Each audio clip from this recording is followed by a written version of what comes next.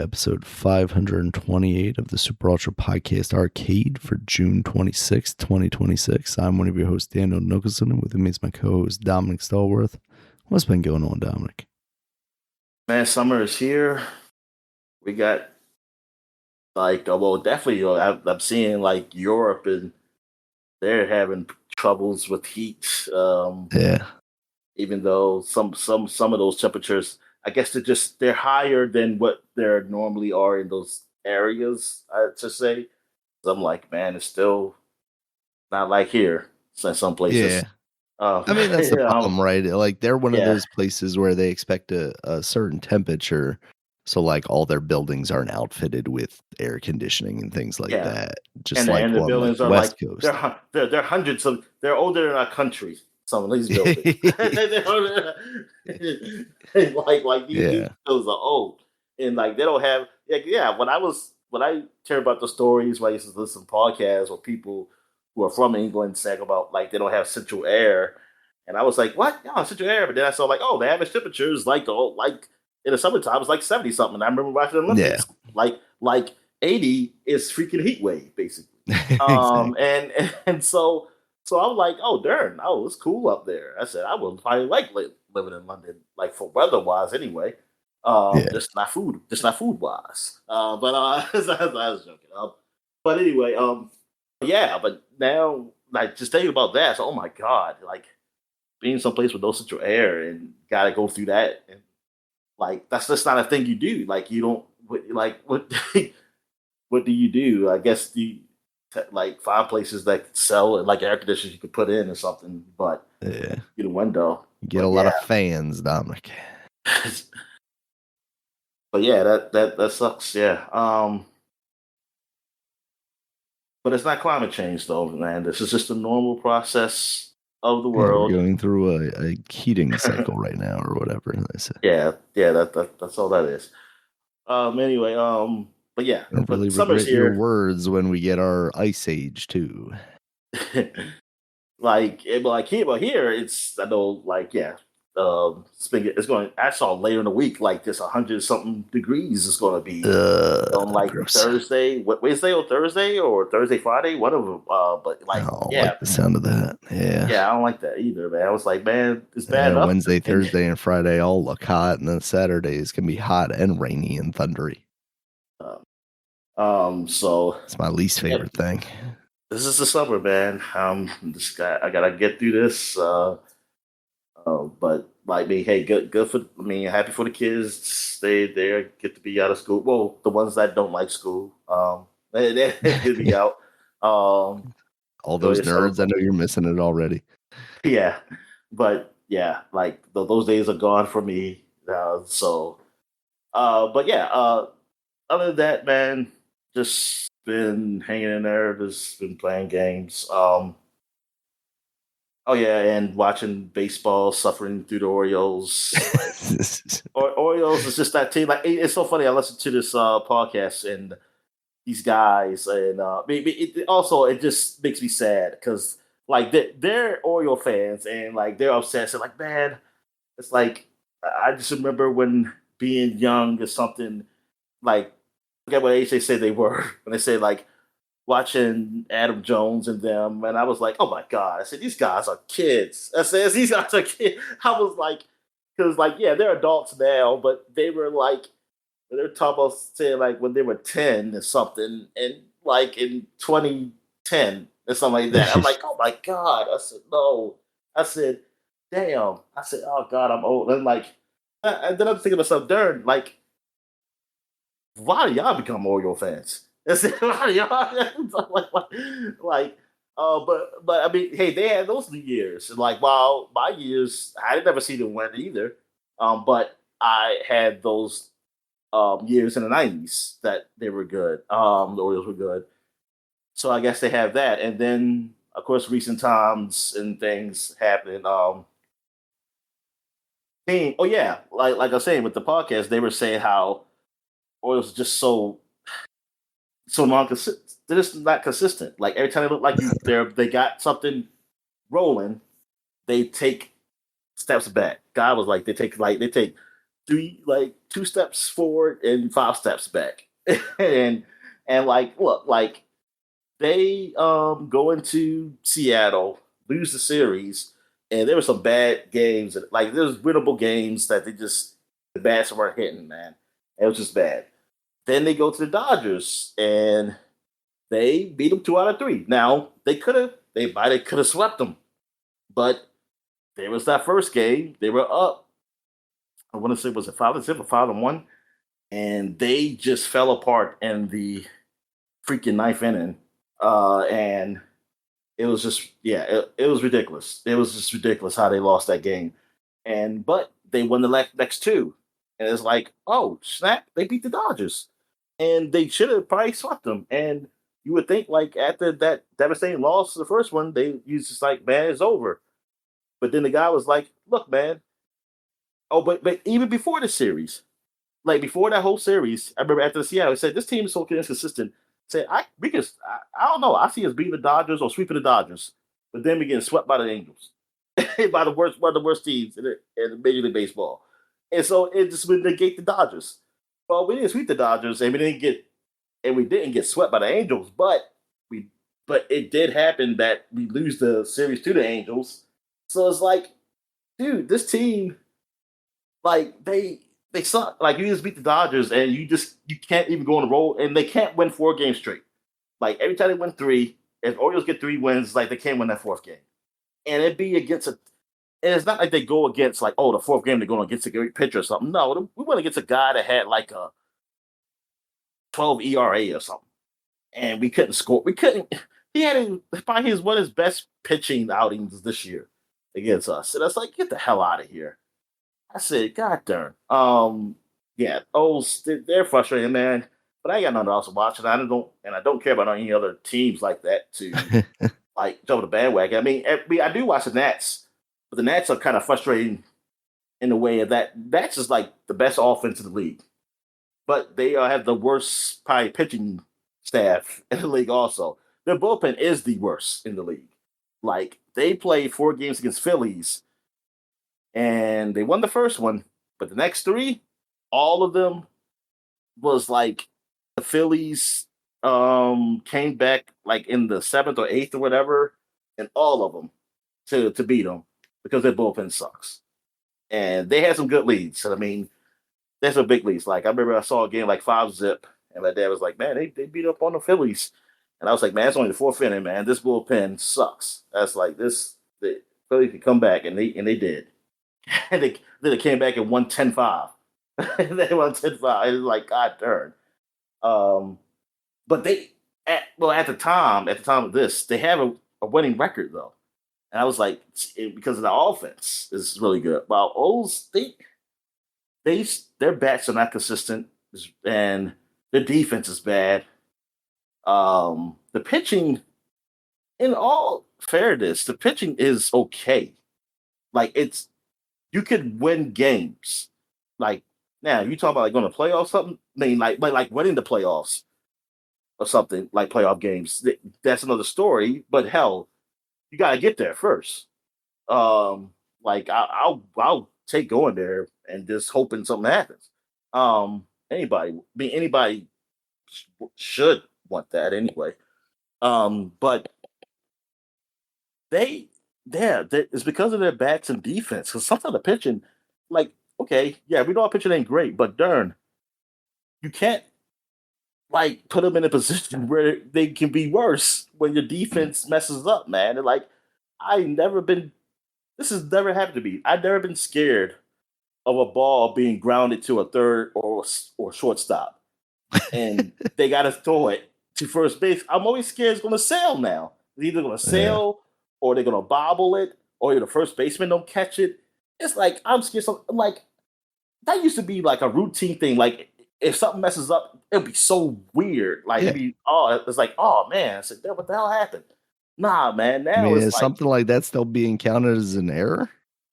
Oh yeah, it still counts. Yeah, they count them errors. It's just that it's like I'm seeing. So the errors are just astronomical at this point. Then, it's like what the hell? I'm like, oh my god, can this guy just field the ball? And people say like, I just never seen that. It's like, this is so weird to me.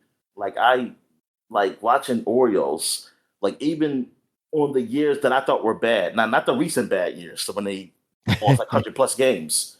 I'm talking about Yeah. the years like between 96, the 96 97 year, to whenever like 2012 when we went to the playoffs again. Like we had a drought, not going to the playoffs. All those years, even those years, our defense was really horrible. Like I never really seen the defense be bad. Like that was just routine things I see like that happened. The thing was is that either our pitching was always bad, and our offense was probably maybe okay sometimes, but our pitching we never had pitching like here or like for the longest. Uh, and now, yeah, I'm like, good God. I said, this is not good. It's like, look, man, if we complain about we need some pitchers, like we need aces. Like that's really what we want. We're more aces on the team. Um, but well, or one ace. I mean, hopefully, like I said, so hopefully some of these guys are like they're coming along now. Like Trevor Rogers is coming along now. Maybe he's back to be the ace. Maybe whatever was going on, but I don't know. But yeah, it's it's like if your defense can help you, there's like darn man, like I don't know, man. But they're just lucky the American League still sucks because they're still in a playoff race. They're not out of it. They're not out of it because the rest of the league, record wise, they're not great either.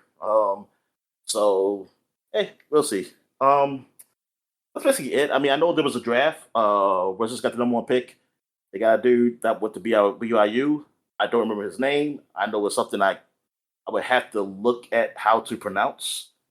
Because it's I think he's from overseas, or I don't know if he was born here or not, but he has a like I think he's either African or something, or but anyway, he was so people he was a great player in college, so I hope it works out for him here, man, because I do want to watch Richards basketball again, like actually see competitive basketball games. I know Richards paid for a guy too, Trey Young, that is paid like a big a big contract. Some people think they overpaid, but I mean I have no idea. Like I said, it's like whatever. I mean, it was like someone said, who we can't get anybody to come here. Like that's the thing. So we got somebody who's here. We can keep him.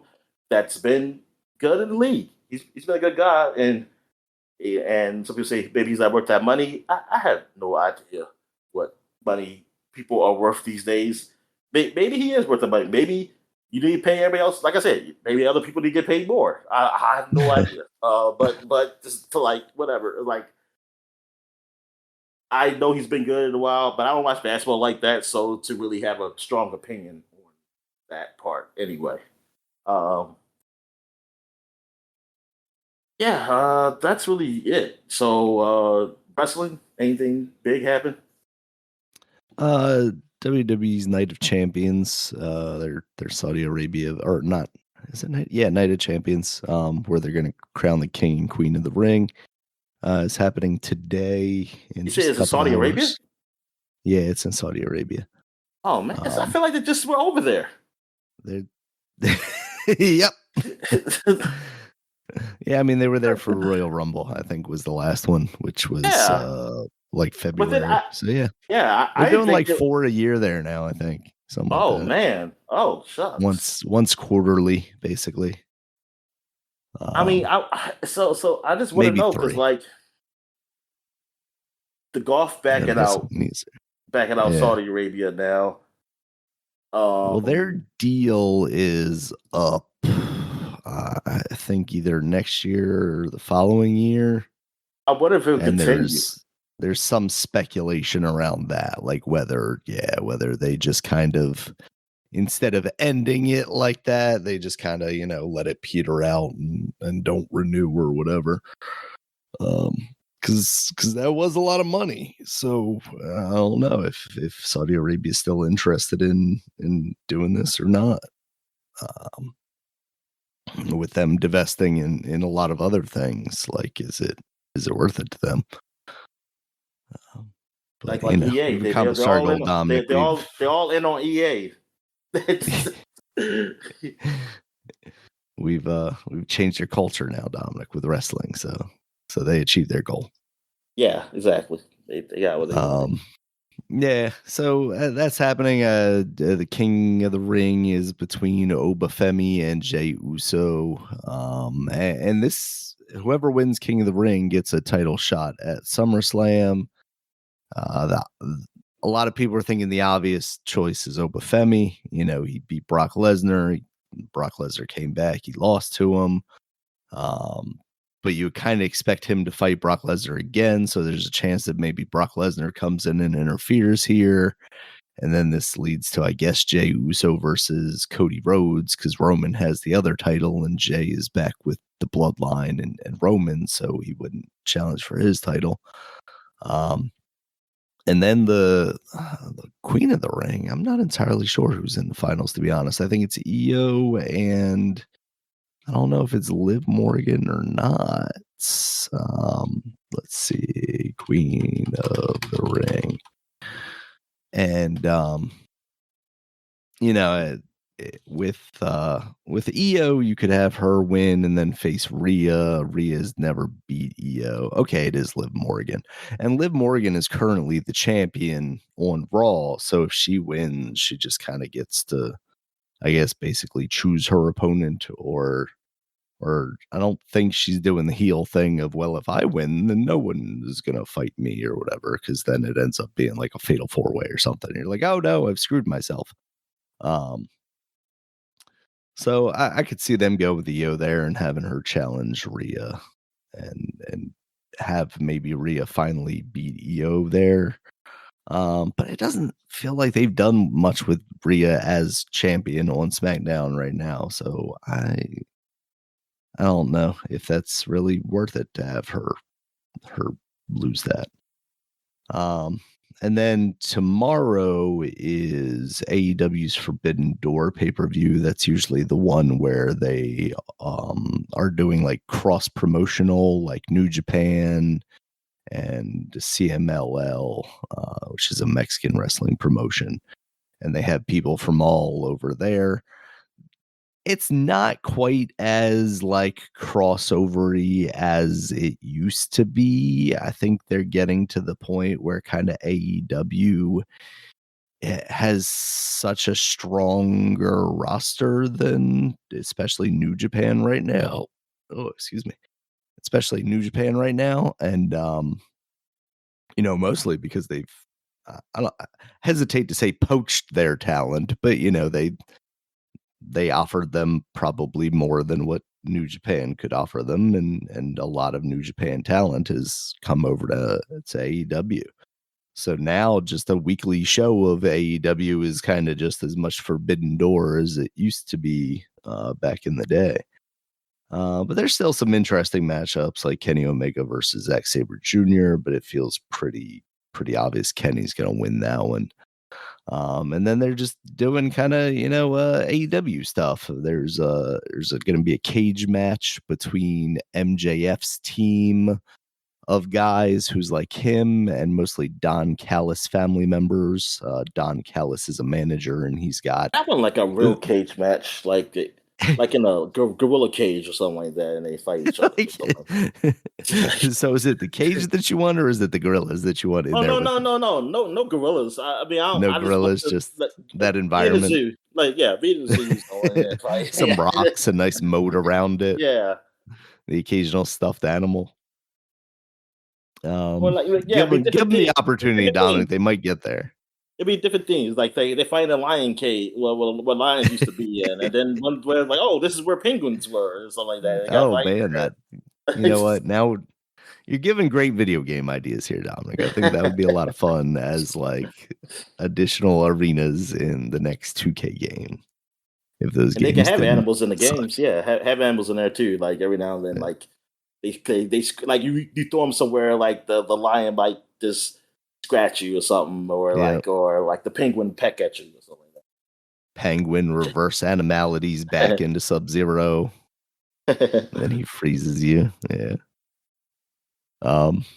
Yeah, but MJF's team is going to face off Mark Briscoe's team, and if Mark Briscoe's team wins, then he gets a title shot. There's a pretty good chance there that he's gonna his team's gonna win, so that they can continue that feud ahead of their big all-in show, which is in London in the whatever the big football stadium is over there. I can't remember. Wembley. Had their Wembley show. So, and then Swerve versus Will Ospreay for their kind of not quite King of the Ring. It's the Owen Hart tournament. But that gives that winner the title shot at All In. And there's a good chance that is going to be Will Ospreay, because he is a British dude, and him going in and challenging MJF in Wembley would be insane, especially if he wins, which you would very much expect him to do. And that should be a fantastic match. I mean, well, it's AEW, so that's kind of what you expect more than anything. It's just fantastic match quality. But Will Ospreay and Swerve Strickland are just two of the best right now in the company, and that should be one hell of a match. So that is our wrestling for now. All right, so now we get to what we've been watching. The what's the title? House of the Dragon. House of the Dragon, I think. Dragon. Singular dragon, even though there are multiple dragons. Yeah. House of the Dragon has started finally. It's been a while. I know how I bitched about how like it's been too long a break, especially after the second season having not a ton happen. So it was like, yeah, man, I think they could have edited it like this season. Well, they should have, edited this season, or just start the next season, the next year, or whatever. But whatever. But hey, we're here. First episode, I enjoyed it. It was a battle at the end.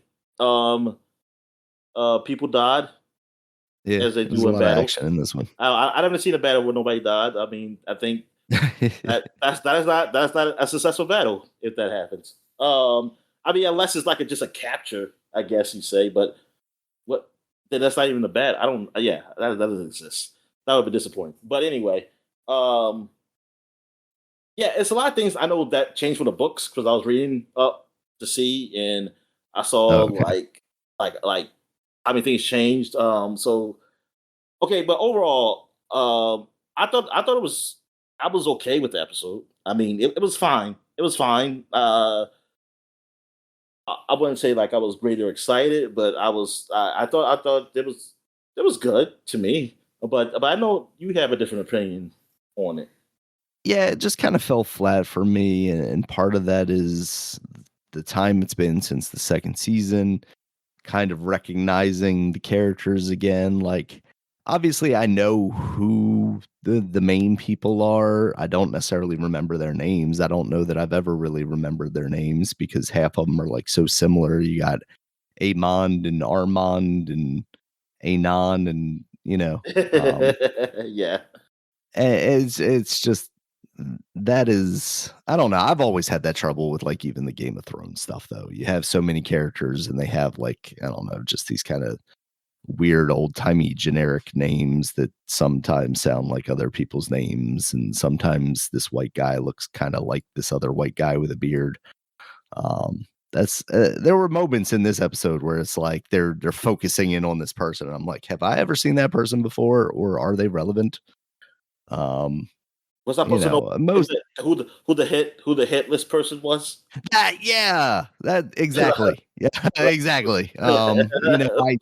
I understand that I'm supposed to understand that that's a Stark guy, because the guy that came in, because he's dressed like a Stark.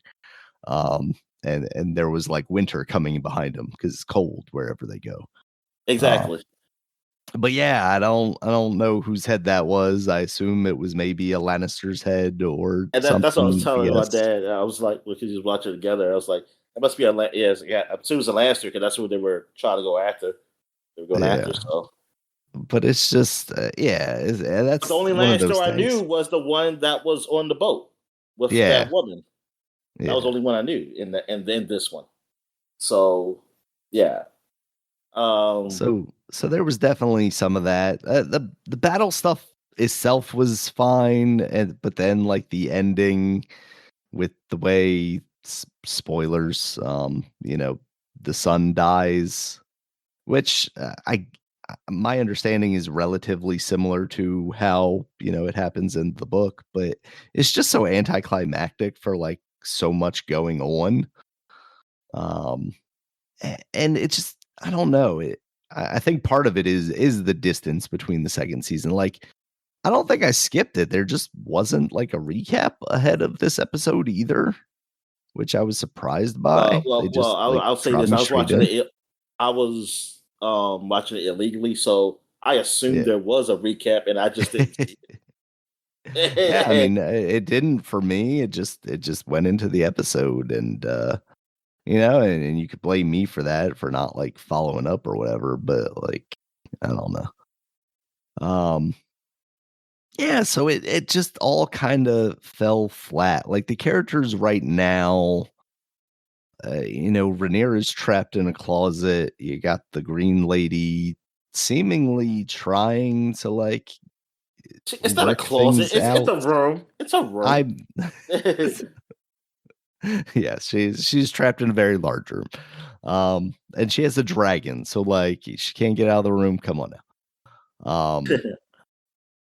But yeah, and like none of her kids have ever been particularly interesting. Like and maybe Oh, that's first of why, because all, they're all there's only two that were older, and he already died. yeah. The younger of the So first there's two. a Yeah, child one now, right? yeah, but they're Still young. okay. They're too young to really do anything. And those are the bastard children, right? Or all of them. All of them were. No, I don't. no, they're her The dark uncle, haired kids were the the uncle. older ones. Yeah, the Right. bastard. Okay, that's what it Yeah, is. yeah, Okay, yeah, yeah. yeah. They're, yeah. Um yeah, so I don't know. Like there's nobody really to necessarily quote unquote root for. Um I don't feel particularly motivated by the story that's being told to continue. Like I will continue watching because it is a spectacle. But like if last season is any indication, like it wasn't even much of that. There was a lot of just downtime and it wasn't filled with like good character work. It was just uh good well produced television as far as like visually. It's like, oh yeah, you put money on the screen.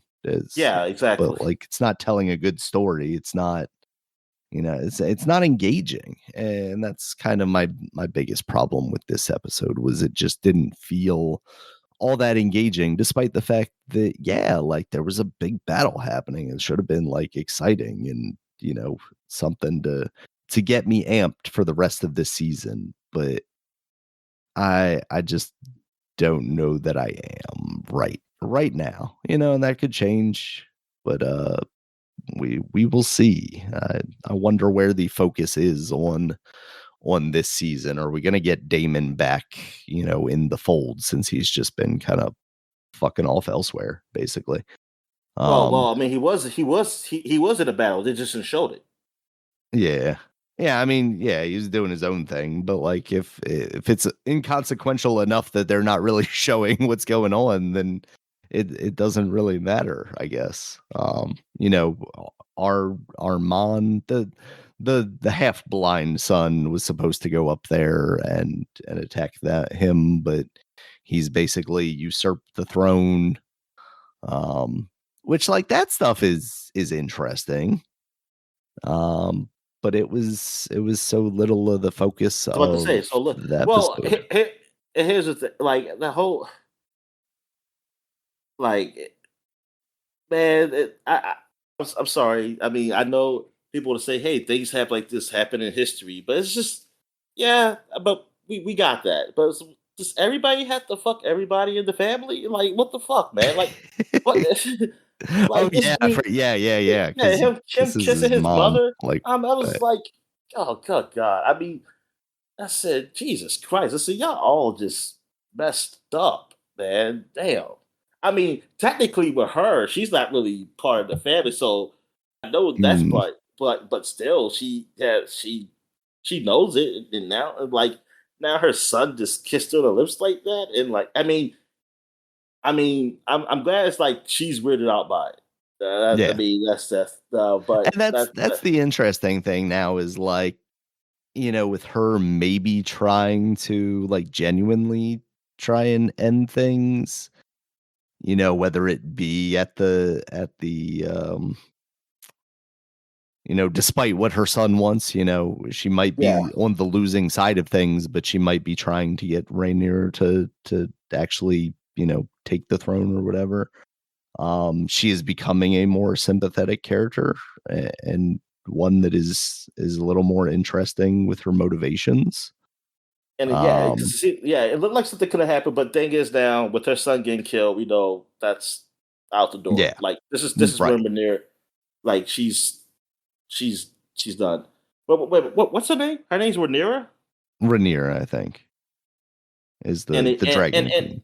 yeah, and what was the character in Game of Thrones? The Daenerys. Okay, Daenerys. Yeah, Okay, yeah, Daenerys. okay. Oh, all right. But all right. So yeah, when they're like, yeah, this is like it's over. Like they're.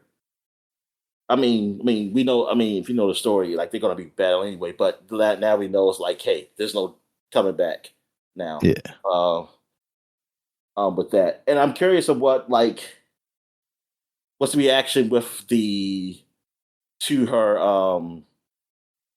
nieces. Mm, Because the one niece got that dragon, which kind of caused trouble. right. It fired upon their own ships, and it caused her son to like try to help his because they didn't attack her because they knew that was her, and they tried Yeah. to, and she's chasing them. Now in the book that didn't happen. That was something different. It was different how the son Yeah, still because sort of that yeah dragon is somebody else's, right? Like there's a yeah. farm girl or Yeah, something. yeah, that- but it wasn't no thing where oh no they can't control it in the battle. Yeah, right. Yeah. that was just something they did for this show. Which is very similar to when the blind son couldn't control his big old dragon, Yeah, you know. exactly. That's So what it's maybe always they're seemed like. doing some kind of like, you know, uh, But allusions to that. yeah, and I get that. But thing is, with this is like that's at least he's been with that dragon for some time. Yeah. He probably just can still control it. Yeah, because But it's big and old and he was a yeah, child.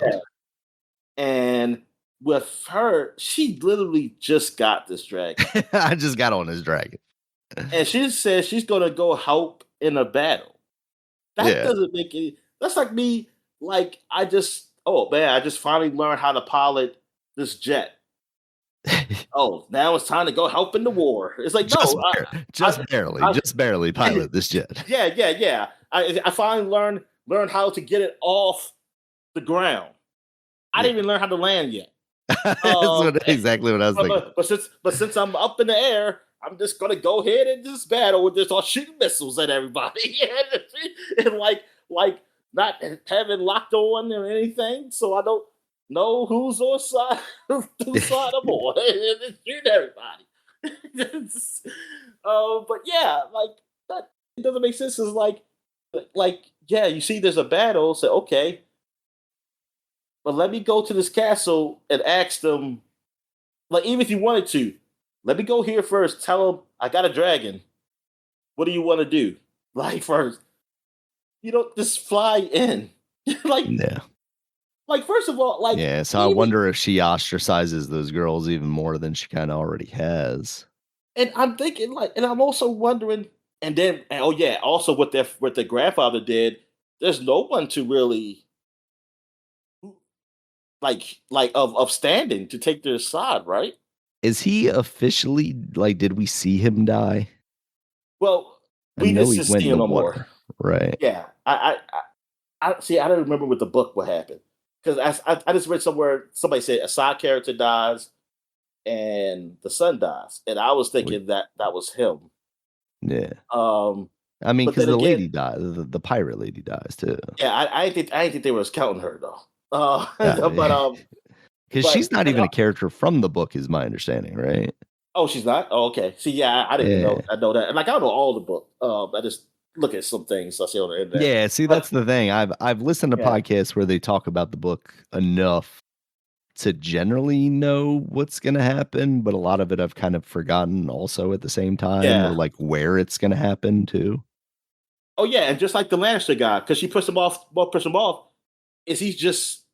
Is he still alive though, or I is he I dead? think he is. Okay. I think I'm he's about to at least say supposed that to kind of be sucks. based on the story. Yeah, I was about to say because that kind of sucks if he's not. 'Cause, I mean, I was Exactly. Like, like yeah. he just get pushed off, and I'm like, God, that's it. He just dies like that. Yeah. But Yeah, it was kind of cool seeing Alan, step up and kill that woman after yeah, his father gets maybe killed. But the other brother's just hanging out with the other dudes who have yeah, dragons but aren't doing anything because they were supposed to set up a trap, but the trap never happened. yeah, exactly. It's who would have said? The trap never happened. Also, how did the castle get on fire? The I guess the father's place, the grandfather, Yeah, grandfather slash they father. yeah, it was supposed to be part of like the plan, I guess, was for him to, they sieged his castle while he was away, I guess, basically. Oh, so they And got then he was supposed to they see had that ships and be over like, there. oh, Aaron, I wonder how they missed that though. Like how I mean yeah. I don't know how the plane about like how there was no ships Yeah, around or or like was there showed or that like there was a dragon over there or something, right? Like, yeah. Because the way I was thinking was that like because she said, yeah, we're gonna I remember she saying that, but uh, I thought once the dragon came, that kind of messed up the plan. That's what I right. thought. I thought like, oh, they can't focus on that. And plus I thought he kind of when he said he was going through the snake path, I thought that Mhm. was going to I thought that was making it like, oh, he's getting back to the place. He's gonna Right. see his place in time. Yeah, but I guess they had already done it. Oh, okay. But yeah, it was yeah. I mean, but yeah, I mean, with the girl, yeah, I just feel like her, like, even you can just say like, man, because she wants this so bad that she wants to be helpful and had a dragon. I still feel in that moment here would have still been like, I don't really. I'm glad I got the dragon, but I'm not ready to fight yet because I don't. I just got up here. I mean, Like I that just means that any of those children are logical, and I think it's proven in the show so far that every one of the children on the black side are yeah just like the stupidest people in the world. yeah. It's They're all but impatient and petulant. yeah, but I just feel like it should have been done better. Because I'm sorry, even if you wanted it and you just got it flown, I just can't see it a world where unless the battle was literally right there in front of you, where you had no choice, you would choose to go after you Yeah. just got the dragonfly. I'm sorry. I feel like fear, like I said, that just instinct would just be like, I don't know how to fly this thing yet. I need to still learn more. I can't go in the fight.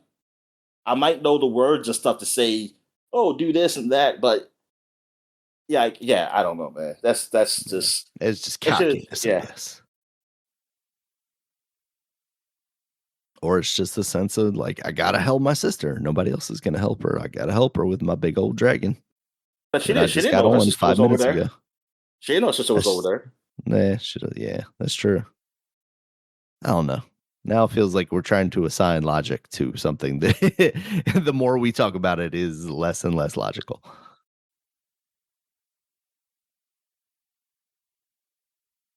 All right. You didn't watch anything else? Nah, like I told you, I started Spider Noir, but I didn't get more than like 10 minutes in. Okay. All right. So I guess we get to what we've been playing. So I finally finished The Outer Worlds 2, and Nice. the game overall it's okay. It's not what I expected. I mean, it's better than the first one. I wish the characters were a lot deeper. Um, Like I wish there was more to them where I can like actually like because they are like themselves, like they're who they are and where they come from is interesting. I wish there was more like development with that these characters, and that kind of sucks that it wasn't that there wasn't, or it wasn't done in a way where I felt like it was. Uh, the oral story, it's all right. Like this, yeah, it's been like I really expected. Like after the first game, like first game was okay, and it's like yeah, but and I figured like yeah, it's okay, and they don't have the budget, and it came up with this like with what they did. Hey, that's Mhm. cool. And now Microsoft's behind and everything. Like, man, like the second game is gonna be, I mean, bigger as in like budget wise. I mean, like longer, but uh, it did feel a little longer than the first one. And like if you want to do everything, and I did a lot. Like, there's only a few things I didn't do. There was like collected on kind of not really collected on, but it's something like I get this and then I go back like for the bounty. Like I did the bounty, I just didn't go back for the bounty money. Like I it's like so what? I was like I got enough money. I don't care. Um, but yeah, it's like darn man, this doesn't feel. This feels like if they didn't have the backing of Microsoft. I guess the shooting is really what changed. It's a whole lot better than the first one. Like the action part isn't as bland as the first one, but other than that, it doesn't feel like a huge upgrade. And the choices are, I mean, there's some interesting choices. It's not really like, I mean, there's so much game changing, but not so much to where I'm like, man, I really want to know how this other choice would go if I play it again. Like, I don't really care that much to do that. And yeah, I'm a little, I'm like, it's like I'm slightly disappointed in this because I had bigger expectations. And there was a couple people who did say like, "Oh, this is the Starfield that they wanted," and which I can understand. Like, Mhm. I think character wise, they are technically maybe they are better than Starfield's, but I still think Starfield like overall scope is better. It's like both games disappoint in different ways, but like that is it's that's what I feel like I don't feel like this is like I can just say definitely like this is better than Starfield. Like there's things in Starfield that I like, and there's things in this game that I like, and even if you combine like both the things I like with that, it doesn't make it. It still doesn't make it a great game. That's the thing. It's just like different. I mean, I think overall product, like if you want to say like who's better, just like overall, maybe you'll give it to the Outer Worlds. But honestly, it's like, yeah, it's not what I thought. Like yeah, it's not the RPG that I thought it was, and it's kind of crazy that this team. I mean, they came out with 3 games last year. If you count the Grounded 2, even though it means it's a beta, but still. Um, and now I can't talk about Grounded 2, but like with the Avowed, even though I didn't finish the Avowed, but from what I played, it's okay. Like it's not Mhm. great, but I mean, it's amazing that they had 2 RPGs though that came out the same year. I mean, I don't Yeah. see that is crazy within itself.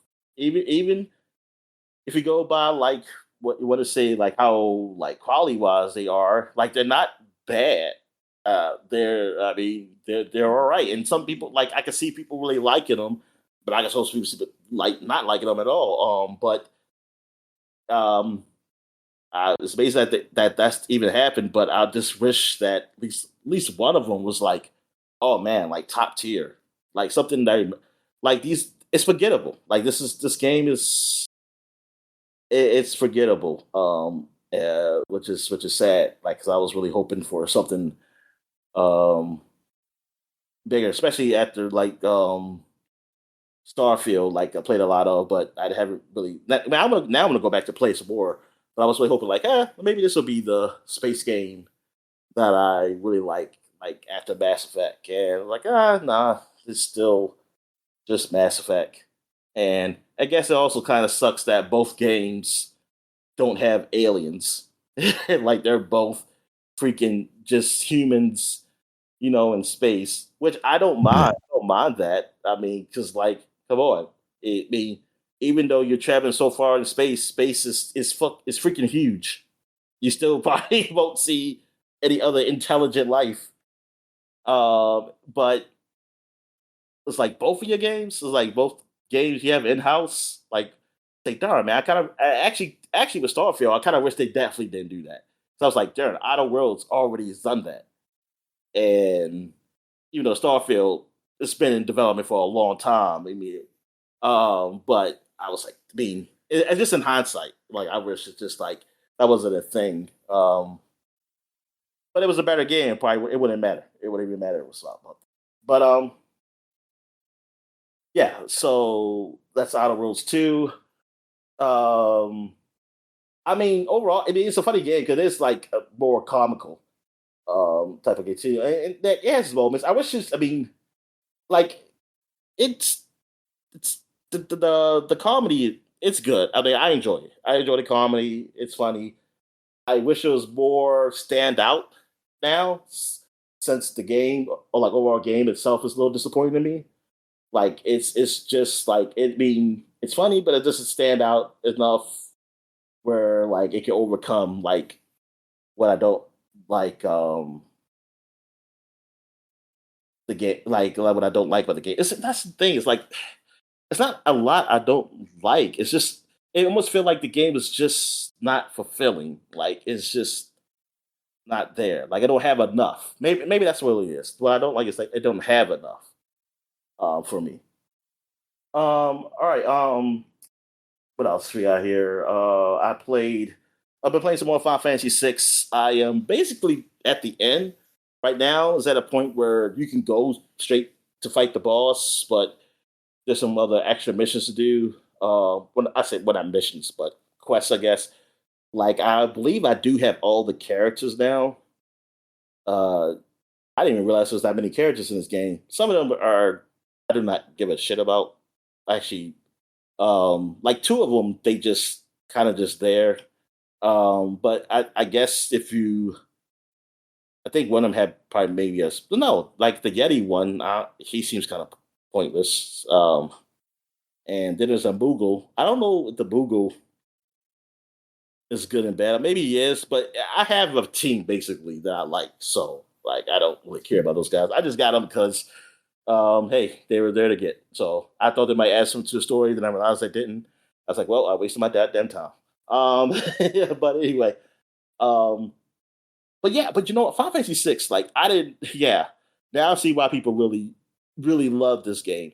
Like this story Mhm. is damn good. Like it's really well done. And I see a lot of what Final Fantasy 7 has gotten from 6, which I Mhm. mean, understandably so. Like, there's also these little Mhm. things from each game you get, but yeah, but like if I had, excuse me, if I had played 6, I would be saying probably, but if I was playing Final Fantasy 7, it's like, oh yeah, this is similar to that.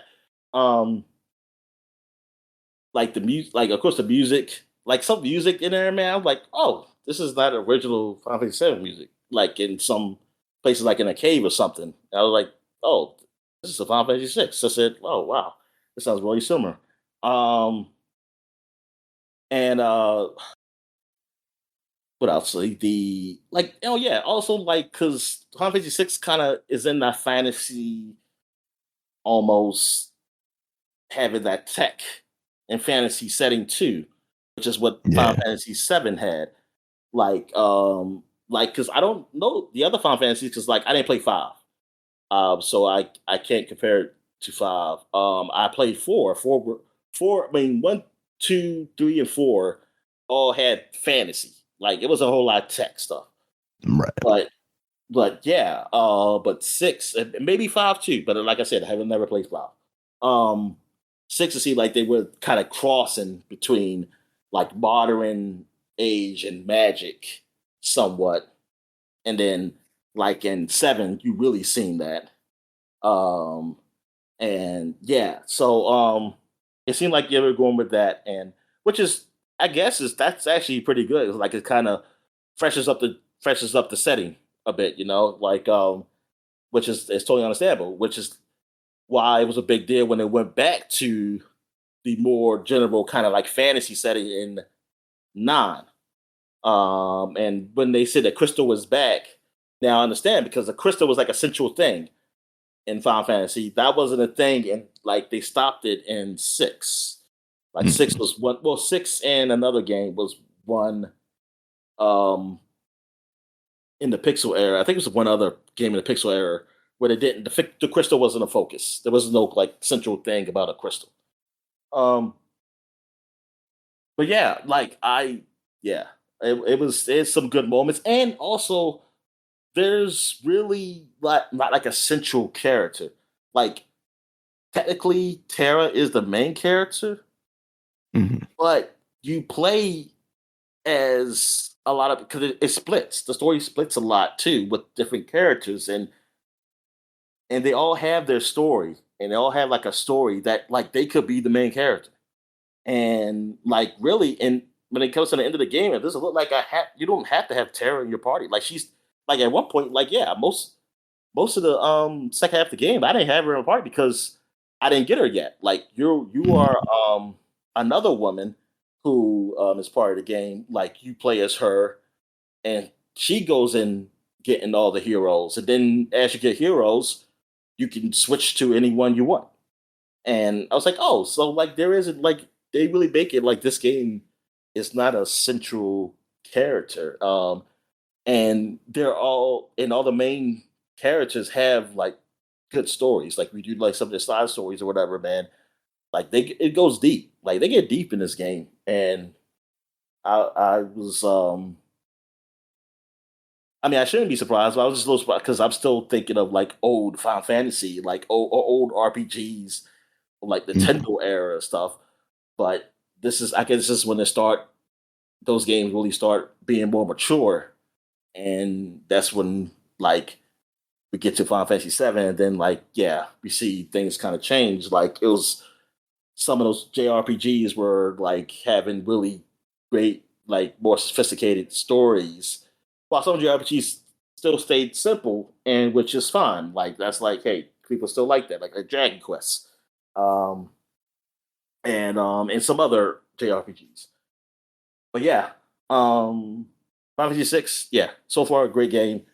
Probably finish it up this week because I don't think I'm going to do I'm not going to try to do everything. I've been doing some Coliseum stuff, like where they have a thing called a Coliseum where you bet items, and when you bet items, and they'll tell you like if to where the item to where like the prize will be, and there's like a system with that. So like to get those special items, and I think I did got most of the items like that I really want. So um yeah, I'm trying to see if there's any other storied side quests to do, and then I'll probably just go straight to the boss.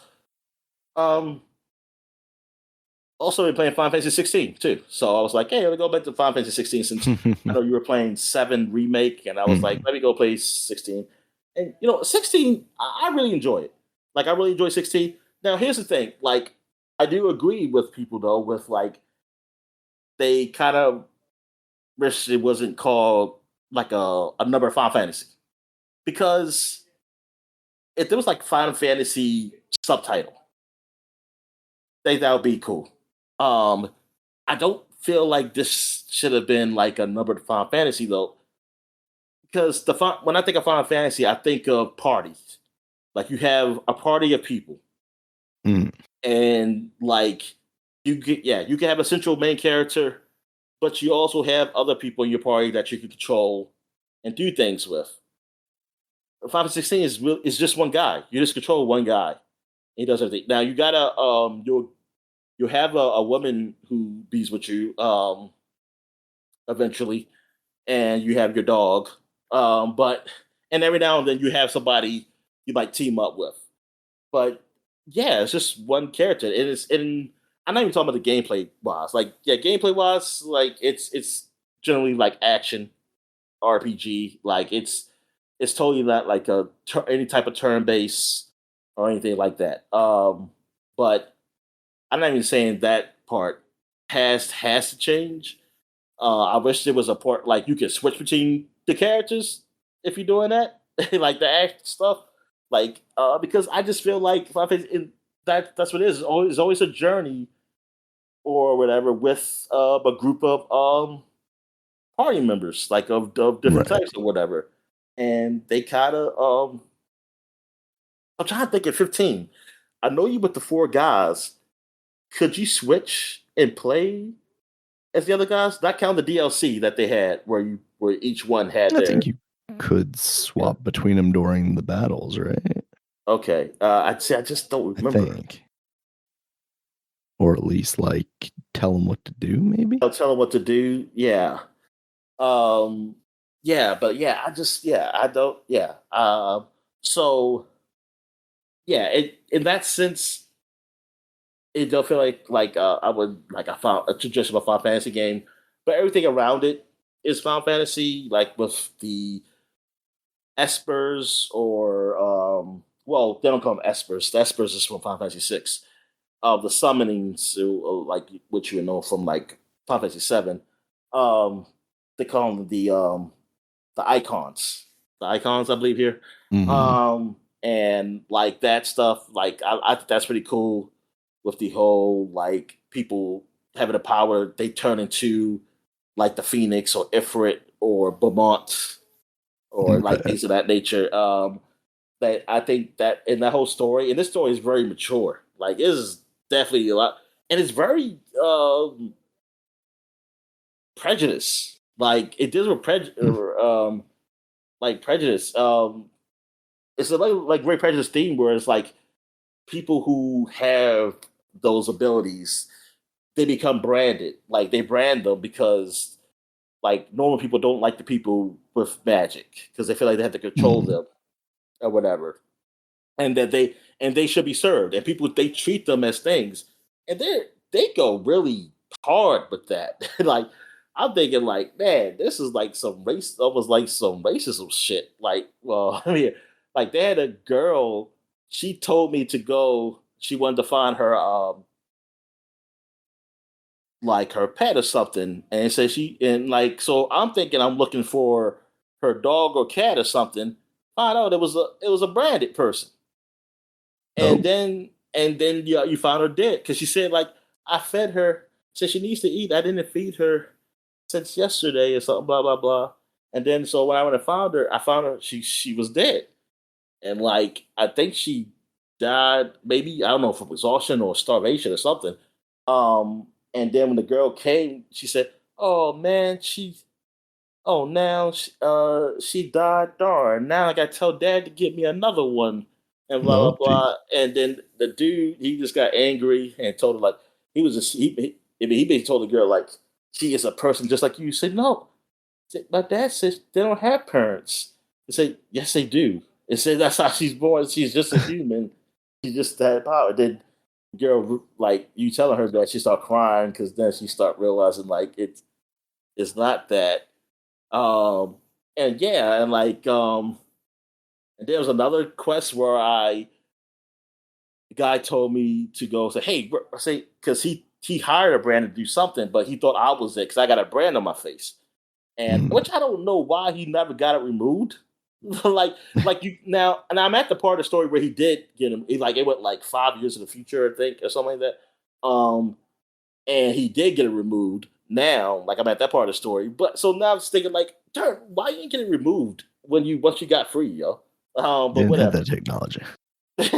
So Took he 5 years to develop. yeah, so he got I think it's magically on, but still I felt like they would have had whatever. So the guy thought he was the brand that he hired. He said, "Oh, it's about time you got here." I said, "I want you to go help my son. He's being attacked by wolves." So I just said, "I'll go help him," because I was like, "I'm gonna go help his son." And then the son was like, "Hey, I'll help me." So I went in and fought the wolf, whatever. And then the son got upset, said, "Why'd you kill a dog?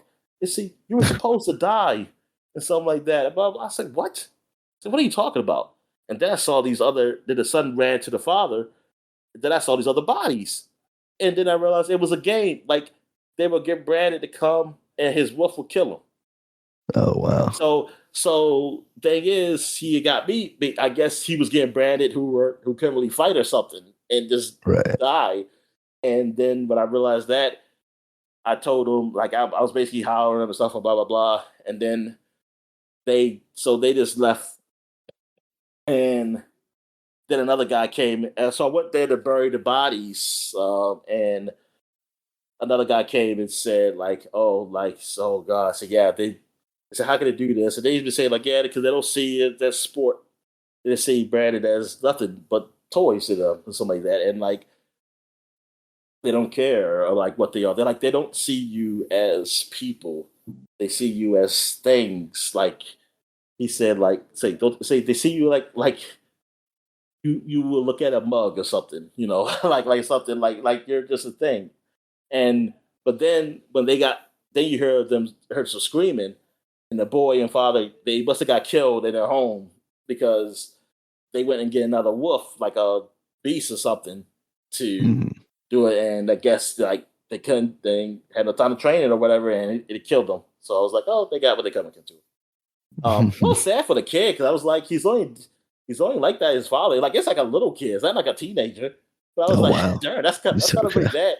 Yeah, but I was like, oh well, whatever. But yeah, it's yeah, man. I was like, I remember listening to a podcast talk about this game and mentioning that. I totally forgot about it, and I didn't realize it was like that hard with the prejudice. It's like, good God, it's like this is all throughout the game. I said, I was like, man, it's like it's a little too much. Because yeah, it's about like freeing them and stuff like that. So so okay, so that's why I was hearing some people of like people complaining like, oh, this is like a woke game or something. Why they make? I said, what? Woke game, anti-slavery. But yeah, but no, but the story. Yeah, I do like the story though. Like it is definitely like it's definitely one of the more mature Final Fantasies I ever played. Like it's I feel like it's the most mature one. Anything like and yeah, I mean overall, like I think it's a good game, but I do agree with the sentiment of like I don't be a number 5 fantasy. I'm like it's a little disappointing. Yeah, because you like when people who play Final Fantasy have an expectation of you have a certain expectation of like what a Final Fantasy game is, like what you play, and I feel like this is very far from that. What a traditional Final Fantasy game is.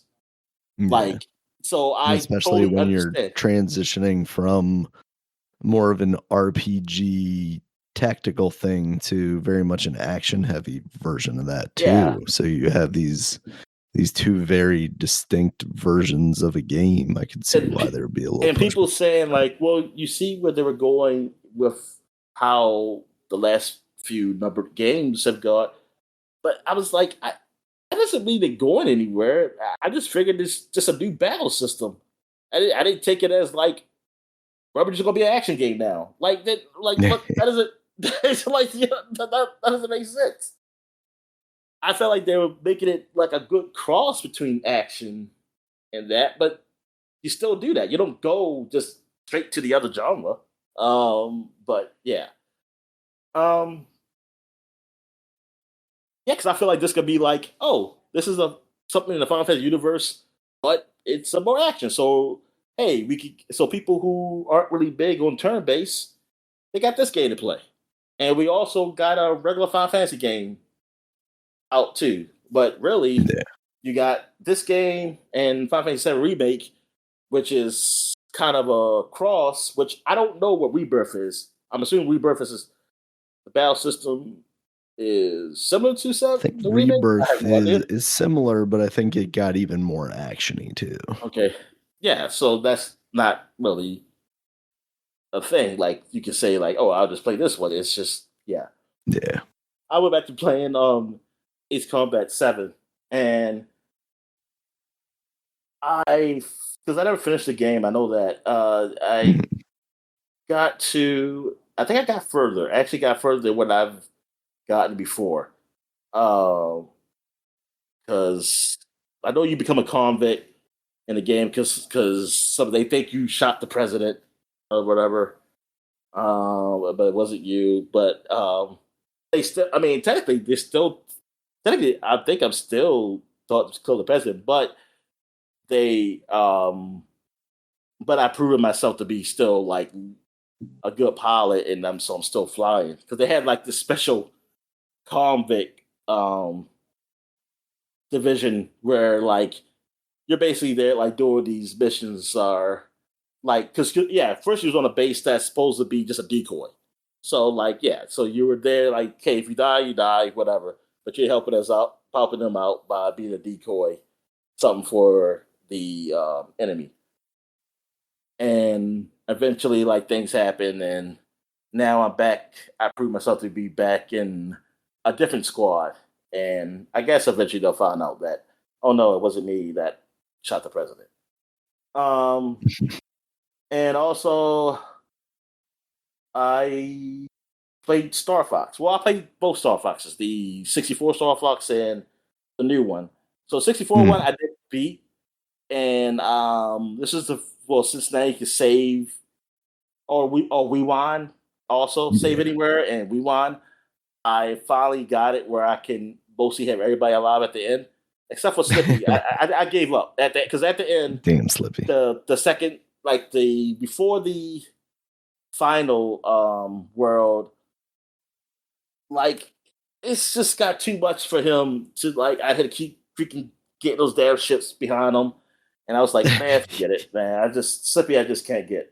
And I'm just curious, like if somebody dies, if they die early, do they come back later after get fixed? Do they get fixed? I think they sit out like a mission or something like that. I was trying to remember. I should have had them hurt before because I kept trying to keep them all alive. But thing is, I don't know how do you make it so that they have a lot of health during the lava mission? That's where everybody lost all their health. Yeah. I don't recall how that one goes, to be honest. Because I couldn't save them from nothing. Yeah. I think the only one I had trouble with going through this new one, that is, because I played the kind of top path, was that end level before you go in to fight Andros with, facing off against Starwolf. And yeah, they came in with some, probably about 3/4 health, some of them, and they just got obliterated.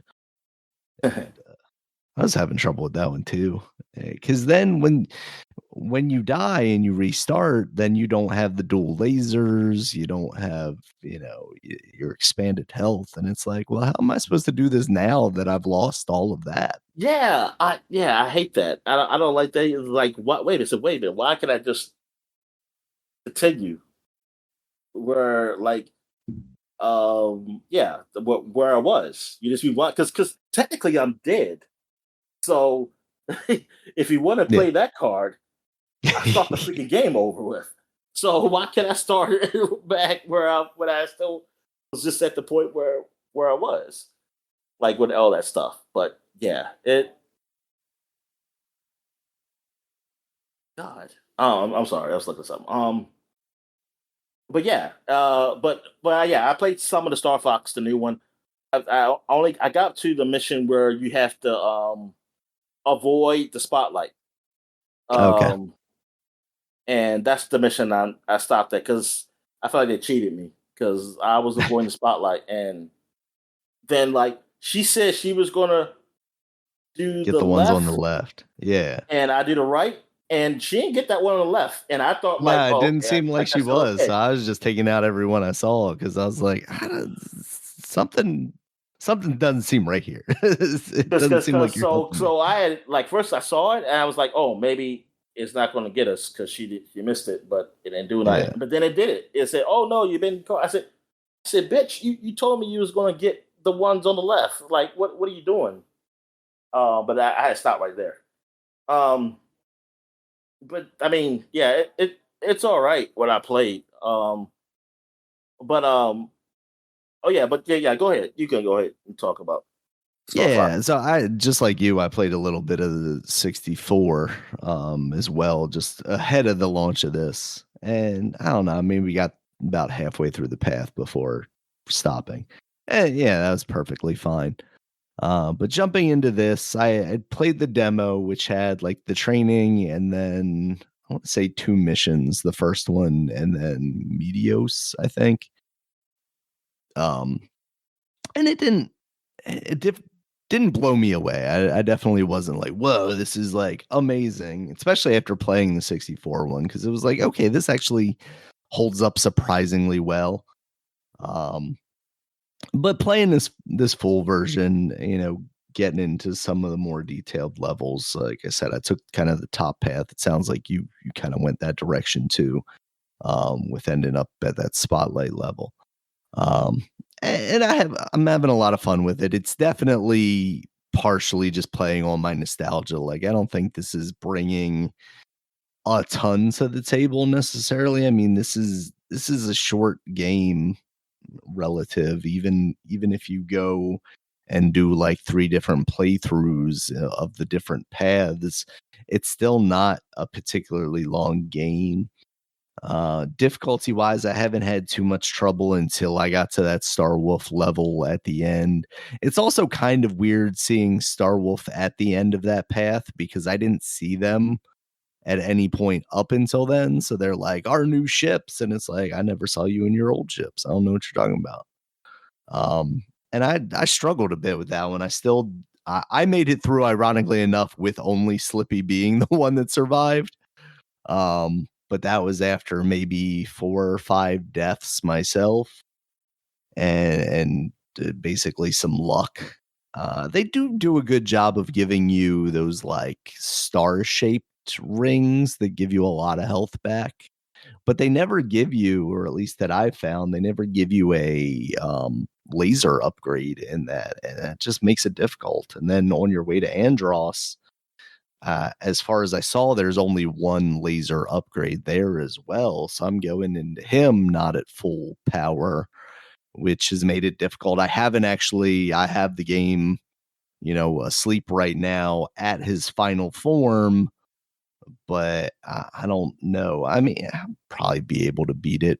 Well, I say that, but the frustrating thing is there were a couple of times where I died and the checkpoint is just like, why is this so far out? Like Andros, right? Like I got to his final form. Why do I have to do everything again? Why do I have to start at the very beginning of that level and do the hands thing? I get, that's the way the old game was, but like we live in a different time now. Give me some checkpoints. And it's weird. The second time I was fighting him, you shoot his hands and then you shoot the bombs in his mouth. The second time, I don't know if it was a glitch or what, but I had shot a bomb in his mouth while he still had one of his hands just to stop him from sucking me in. And he did the same thing he normally does where he goes, and he blows out the smoke. And then I blew up his second hand.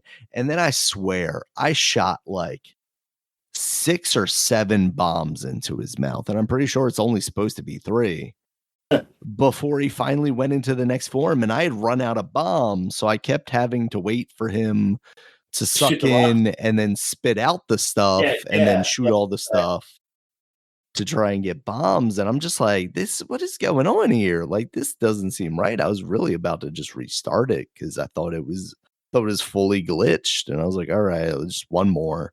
All right, just one more. All right, just one more. And then eventually it did actually click through. So yeah, I got to his brain part where his eyes are floating off of his head. but I died there, so now I've restarted that level again. And yeah, this is a game that I don't know where I would sit if I didn't have the nostalgia. If it was a brand new thing, then maybe I would be more like excited by it being a brand new thing that I've never experienced before. But it being so true to form of the original game, it's got the positivity of the nostalgia, but it's also got the negativity of like, this is a game that I could just be playing on the Nintendo 64 online pass, basically. This It is a video good with looking game. Sorry. yeah, Go ahead. I saw this video on YouTube. Like a guy was ranting about.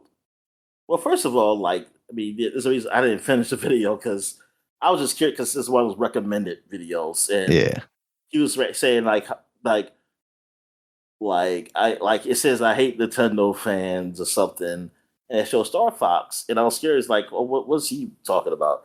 And he was saying hate Nintendo fans because they complained because basically that they wanted a Star Fox game, and they're complaint. They're saying that this is the fifth.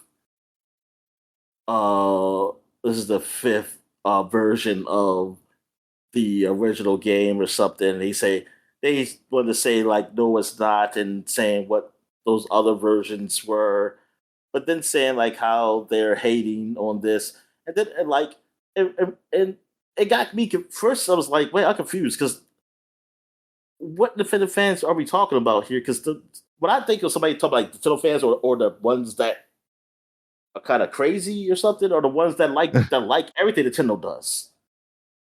So I, I don't know if that's Nintendo fans per se, but also like what argument? Like I mean, I said like okay, like you kind of lost me there, and then I'm thinking like, well, thing is there is a little argument to this.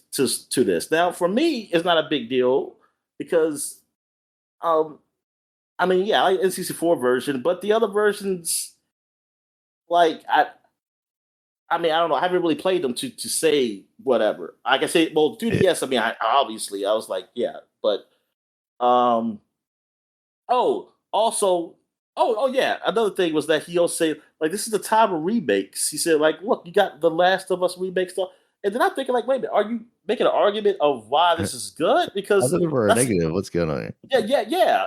Like I said, this is such a weird thing. I said, whatever, man. You got your audience though, so I was like, hey, they eat that up because to me, I feel like that's more of an argument of why not to do remakes because everybody is doing Stand out remakes. from everybody. Yeah. um, but no, and he said, and like, well, basically saying that, hey, them doing this, and if you buy it, and like, you say this is why he was shown in the Mario movie to introduce them so they can get to build a franchise. But I'm like, but they can just do a new game then. Why can't they just do a new Star Fox game? I mean, why does Yeah. it have The to still be the idea same? is that you're Yeah, kind of backdooring him with the Mario movie, then everybody knows who he is based on the movie, and you can just put out do whatever a new one. product you want. And then, like, why do you have? And then somebody said, like, oh, I never played NC4 version. Something I said, well, you can play that now. That's on the Nintendo Online. Yeah. So why you don't have to reintroduce that? Like, you don't have to at all. Why?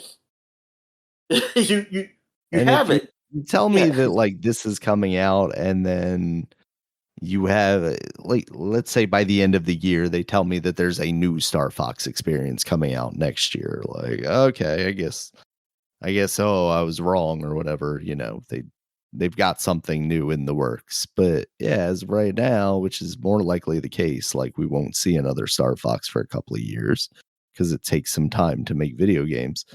Like, yeah, it feels like the laziest, easiest way out.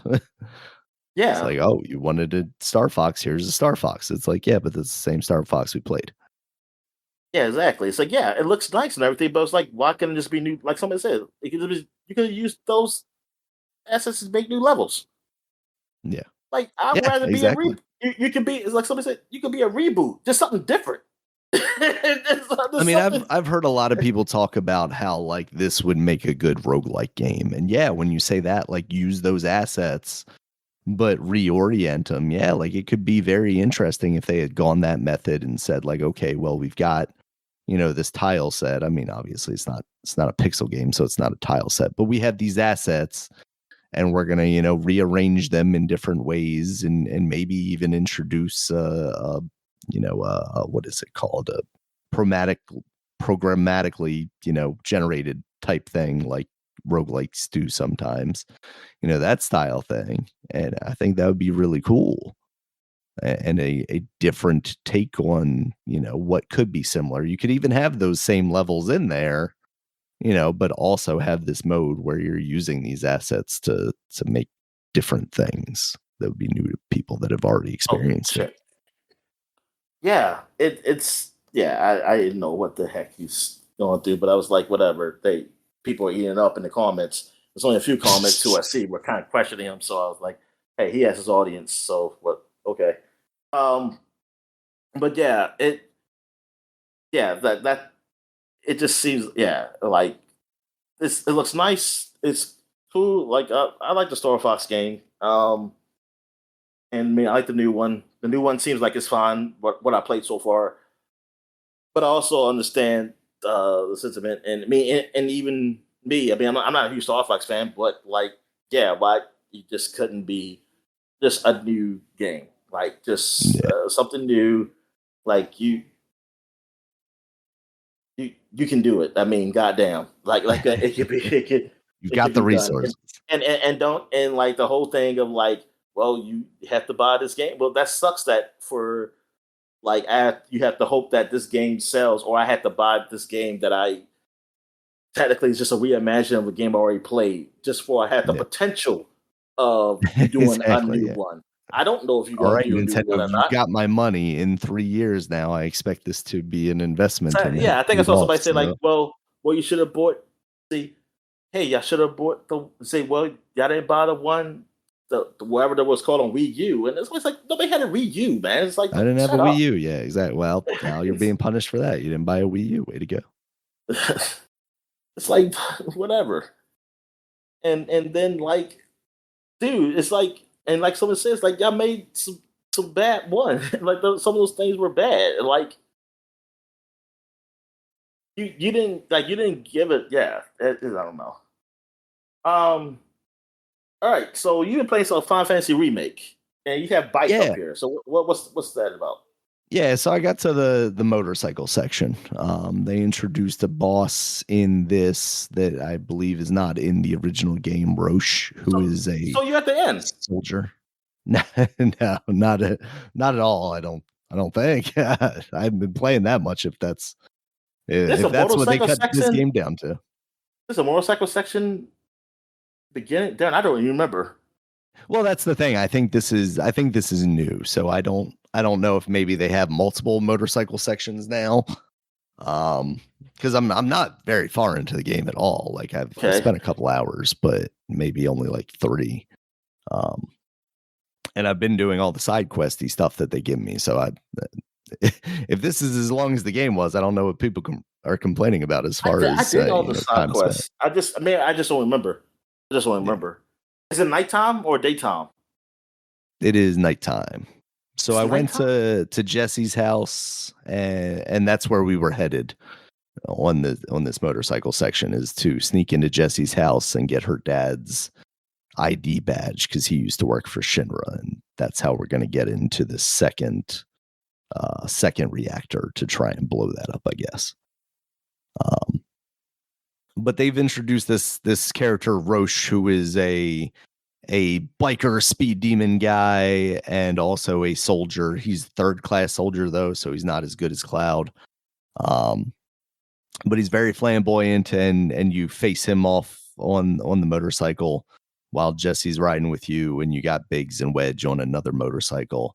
I thought they handled this really well. I liked the way that this section played out.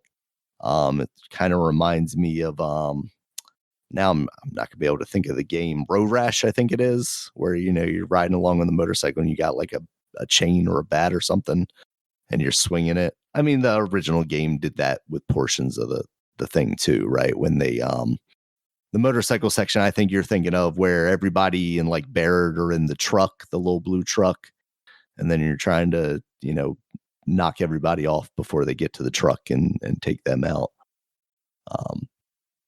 So yeah, it's led to that, and then I'm in like a Shinra base trying to get something for Jesse. I really like the way that they've fleshed out the characters, Jesse in particular. It's kind of interesting that you obviously have Tiva, who is kind of this love interest character, but then you have Jesse, who is just basically like obsessed with you, in kind of a reverse role, where it's like, you're kind of fawning over Tifa. Even though Cloud, the character, is not necessarily fawning over Tifa. I think he's got these fond memories of her, and it seems like at some point they had some level of romantic interest between the two of them. But maybe now that will mature as you guys are older and you've returned to town. But Jesse is just like, what's up, dude? Like, what are we doing? what's going on between you and Tifa? Because I'm here. And even Biggs and Wedge, like, you're getting more out of those characters, because to me, and from what I remember of the first game, those guys are just kind of there during that first reactor bit, and then eventually they just kind of disappear. And I don't remember if all of them die or some of them die, but really you just don't see them much anymore once you start developing a party. So I'm really liking that. I do like the action / tactical nature of the combat. Is this, because I've never really played a Kingdom Hearts, but is this as much Kingdom Hearts as I get the feeling that it is?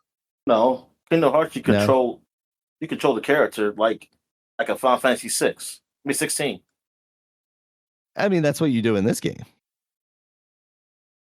I can't, if I press X, I don't jump. I think I hit a button where they had to they do something.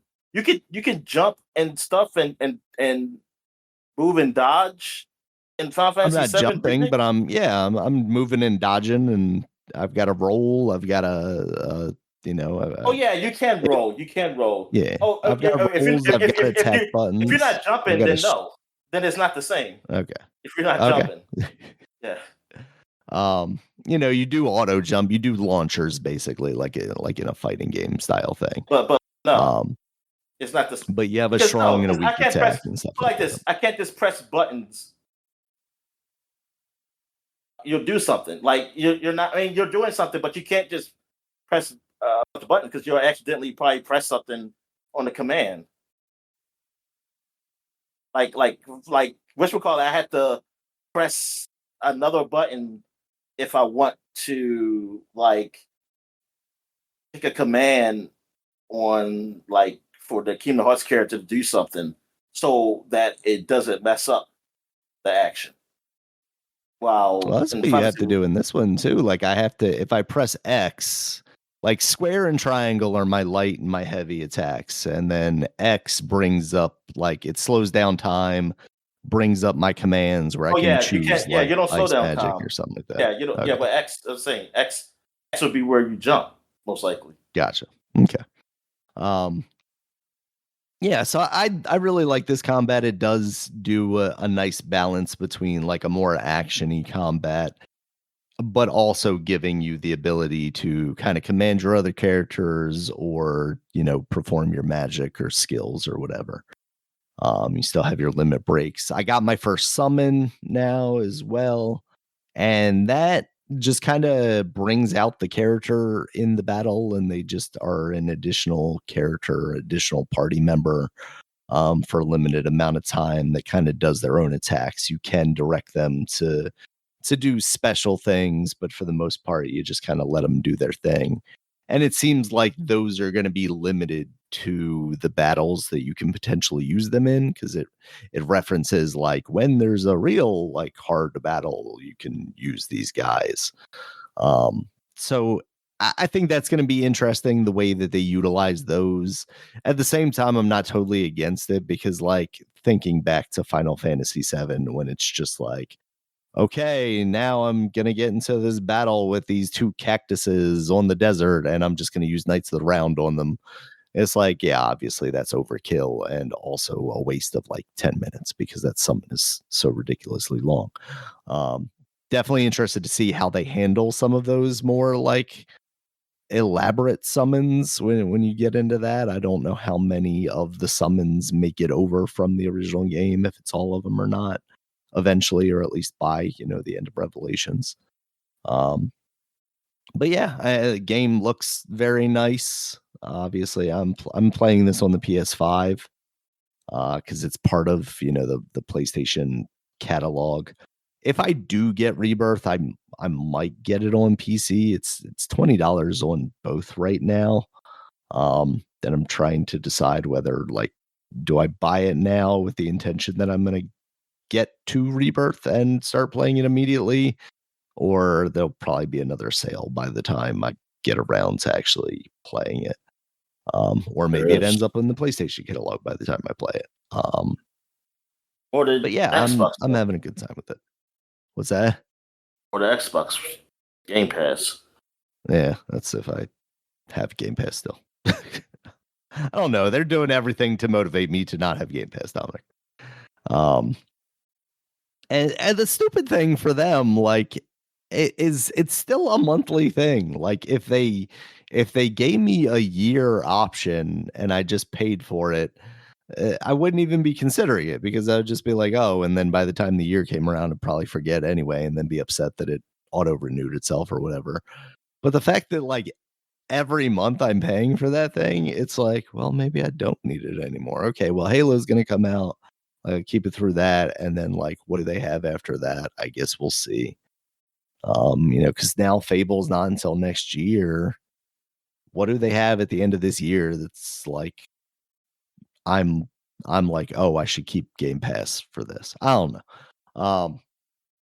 Anyway, that's if they don't raise the price of Game Pass at some point. Do you think, is kind of getting into like newsy and just discussion-y stuff, but like, do you think they have the audacity, after having raised the price so greatly and then dropped the price, to raise the price again for Game Pass by the end of the year?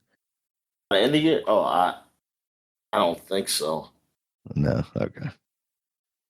But as soon as 2027 hits and they start releasing games again, they're gonna be like, oh man, this is I think next year they will. Yeah. I definitely think next year they will. That's if they're still a company next year. They're still a company. Yeah. You mean like Xbox? Yeah, like Xbox a company? Because Microsoft's still gonna be a company. Microsoft will absolutely be a company, but they might be more of a company because they got rid of Xbox. Hey guys, you're a failing department. You can spin off if you want, or we'll sell you to, somebody, if anybody's willing to buy them. What if, Dominic, in the craziness that is video games, there was so much talk a long time ago, and I was actually like kind of into it. Microsoft buying Nintendo, which thank God that never happened. What if Nintendo buys the Xbox brand? I just can't imagine that. I can't either, but like, what an insane world that would be. Like, yeah, that would be insane. It is truly the timeline that we live in now, where anything could happen. All right. Yeah. So that's basically what I. Hold up. So with Final Fantasy, like the story, like what about the story? I'm liking it a lot. It feels more fleshed out, because I'm still very early into the game as far as like that weird, because then the I feel like you would like the first game. Other JRPGs then, because that dialogue is horrible to me. Oh, I did. Yeah. There's definitely a very Cloud. I mean, Cloud is awful, but Cloud and maybe this is like nostalgia feels of it, right? The idea for me of Cloud is that he is just kind of almost a robot. So that stuff, his stuff doesn't necessarily bother me. There's definitely been some Tifa lines that have stood out to me. Like this is this is weak. Jesse comes to mind for me. Yeah.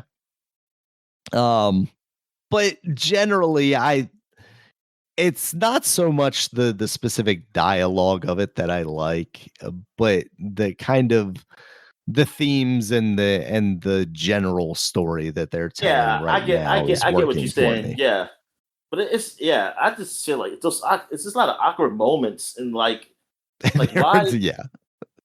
it's like what the hell is this? But yeah, the overall is what because like overall I enjoy what I played when I played it, Mhm. but I wasn't high on it to be like some people saying game of the year. I was like, man, this ain't no damn game of the year. That's it's something weird, like a spinoff of a game that people really liked, and to me, this really exposed that man that story, like the actual like writing of the dialogue wasn't that great. Yeah, I mean, this is Yeah. a nice story, but it it could have been written better. Yeah. Yeah, I see where you're coming from. Like it definitely from a dialogue perspective is very this is run of the mill anime JRPG kind of fodder, right? Like it's very much that Yeah, kind of stuff. but which I mean, I don't know. It's like the writers for Final Fantasy 16 or the writers for even Final Fantasy 12 or something. I gotta see what the hell these games, man, because they seem so. I don't know, just seem so awkward. Yeah, I wonder who was the writers for Final Fantasy 16, man, because like that does not seem like the same guys that wrote 15, 13, or even 10, and like they like it, like they just seem like they went for something like to at least make sense. Now, let Um, me ask you that with 16, the story is obviously like there's some deep themes and undertones to it, but the character to character dialogue, like, is that like above and beyond? it's better. It's better. It's Okay, not. it's better. Okay. I'm gonna call it great, but like compared to what I've seen in seven, I'm like, why is it that not on that level? Or Right. I mean, it could be a tone thing too. Like that, even though it seemed like really awkward or something to me, that's a good tone that they are going for with that, and that just seems weird to me. It's like it's a weird, like how the movie was that Final Fantasy Advent Children. Yeah, Like that's Advent how this Children. feels like. It feels like that, and I'm like, Yeah. what the fuck? Like this is so weird. Like why like what kind of writing is this? Is their top tier, Dominic. It's what they do best. Awkward. But yeah, they do have those the awkward stuff like it had like the and yeah, I don't know. I mean, but yeah, overall it's okay. It's just man, like do you, I mean maybe that's the tone they go for that that it just seems weird because some of the stuff be like serious, and I don't know the thirsting of Cloud is it's so freaking what the fuck, man. Like that is just like whoa, Said spiky hair, Dominic. Like Jesse just all over the dude. I'm like, good God. Like get us like take a cold shower. Jesus Christ. She's trying to with him. Hose her down. Hoses. She does need to be hosed down sometimes. There's definitely some of that. She's just a small town girl seeing a soldier for the first time, Dominic. Right. All right. So that's it. So we take a quick break. When we get back, we get to the flashback segment. All right. And we're back. So now we're flashbacking to 2016. We're going to basically go through the whole month of June because we had a break. We didn't do it last podcast because of the Summer Game Fest news, things of that nature. I mean, this is a long podcast too, but we're going to get through the whole month of June. So by the time we come back, we just go right into July. So in 2016, we got the 10-year anniversary of Mirror's Edge Catalyst, the sequel. This is a sequel, right? Not a prequel? Yeah. Or was it a prequel? Okay, sequel. Yeah, now that you're saying that, it's the follow-up, whether Yeah, it it's a came follow-up first in the to timeline or not. Mirror's Edge. Like the people were complaining to EA about that, like they want a sequel to that game because the game didn't sell well, but they felt like maybe he's an EA, hey, y'all didn't promote that game well, well, actually, I think they promoted it well. They probably should have. It came out at a very crowded time when it came out. It was like it was like in the early years of the generation, and it was in one of those crowded months between September and December. So people really like the game. So they've been wanting a sequel, and EA said, "Hey, here's your sequel," and that didn't sell well either. Now I don't know. Let me see. I'm trying to see what was the reception. Yeah, it didn't really get high scores. Yeah. It got on 74 on PC. PS4 got a 69. Xbox One got a 72. Like it's unfortunate. But the Shot give it an 8.5. Good God. But yeah, so like Score the game deserved. It's it's unfortunate. I mean, they gave it to us. Now they're like, well, we tried. We listened to y'all, and y'all fuckers don't like it. So now we're just and then going to just. Well, you didn't make that great a game. Yeah, exactly. And I see like what exactly is upon release. Where is the first? It is a reboot of the 2008 game. So they were trying to go for a reboot. Why even reboot it? I like this. It's been too long, Dominic. Just like Star Fox, we have to revisit before we give you a new game. Oh, well, you didn't buy this one, so we can't give you a new one. Yeah, unfortunate for that. And then now EA say like, well, you know what? We're just going to just keep making FIFA and Madden, and now we got NCAA. We're just going to sell those cards. We're going to sell those teams or whatever they're called, like whatever their thing called. The Ultimate and Team. We're going to sell to Saudi. We're going to sell to Saudi Arabia. Yeah. So there you go. It's all right. So what else we got here? We got the 10-year anniversary of Trials of Blood. Blood Dragon. I'm sorry. This is the Trials like version of Trials, the bike game. Far Cry 3. Yeah. Crossover with Far Cry Blood Dragon. Yeah. Which was cool. I was thinking that this was maybe the last of the Trials games, but there was Trials Fusion after that. None of them really quite hit the same way the first Trial on the Xbox 360 did after that came out. But this one had a cool aesthetic. They tried to do like kind of different stuff with some gunplay and whatnot whilst you're riding the bikes. But all in all, it was good, but it wasn't great. All right, so now we have. I colored these wrong. Sorry. Mighty Number 9 is the next one on there. Oh, really? Okay. All right. So, yes, the next one we have here is Mighty Number 9, which is the creator of Mega Man, and I guess he left Capcom, so he to do his own game, and It we did a got a Kickstarter.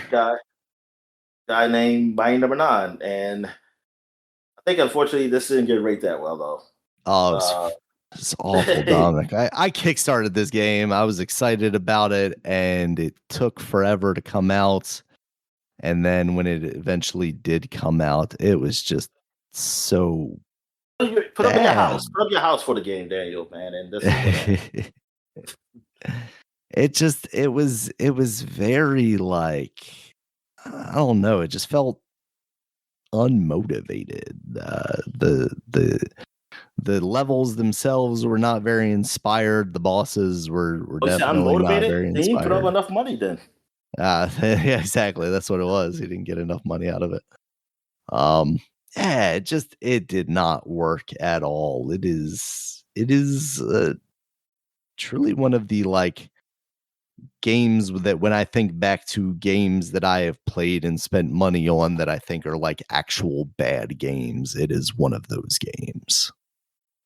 It's fortunate. Like I know everybody was so excited. I remember you kept talking about it, and everybody was so excited because like, hey, the guy doing Mega Man, he's doing this game he's working on coming out, and then I was like, remember coming out and just these bad scores. Yeah. And like, what's he doing now? Initially everybody was excited, and then I think there was a period of like, it's been a long time. This is becoming kind of a meme as to how long it's been. Oh, are we going to see it? Are we going to see it? Are we going to see it? And then, yeah, like, oh, now it's coming out now. I think there was a demo at one point for the Kickstarters, and it was like, this doesn't seem great, but it's got potential maybe. And then, yeah, by the time it came out, it was full blown like, oh no, this is just a bad game. There's the concepts that were there did not work at all.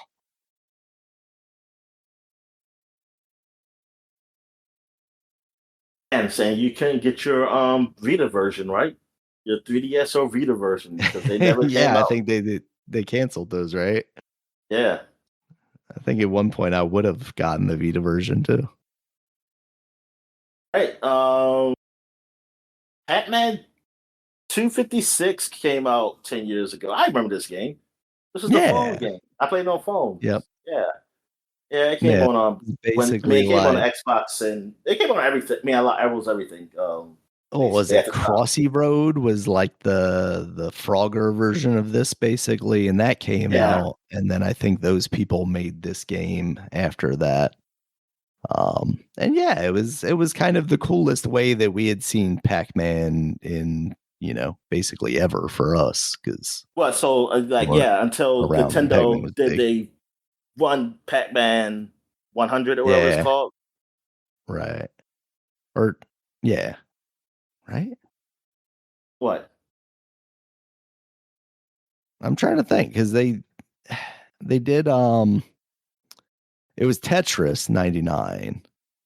And then Pac-Man 99. I said 100. But Pac-Man 99 or Pac-Man whatever. They did a Pac-Man thing. Yeah, okay. Yeah. Because I just couldn't remember. Because they stopped that at some point, right? Like they I think that one stopped. Because one of them is still going. Because I remember I saw something, I was like, oh. Tetris 99 definitely going, right? Is. They took the Mario one down. Yeah. F-Zero 99, I think, is still going. Oh, wow. They've done a lot of these games, haven't they? Yeah.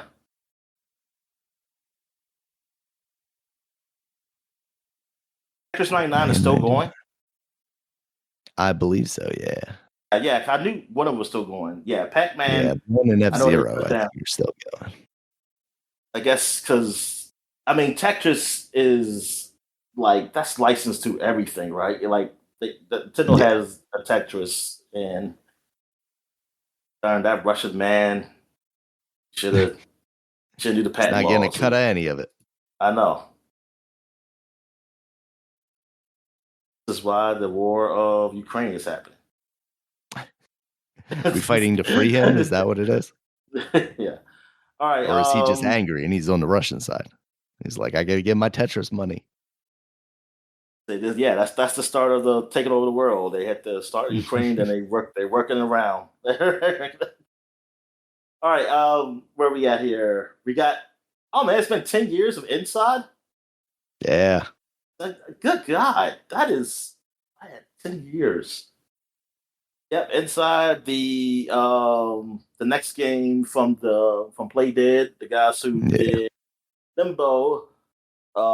Again, I always kept saying I'm gonna go back and play, and I never did. But I heard good things about and playing Inside, which they Play did give us a copy of.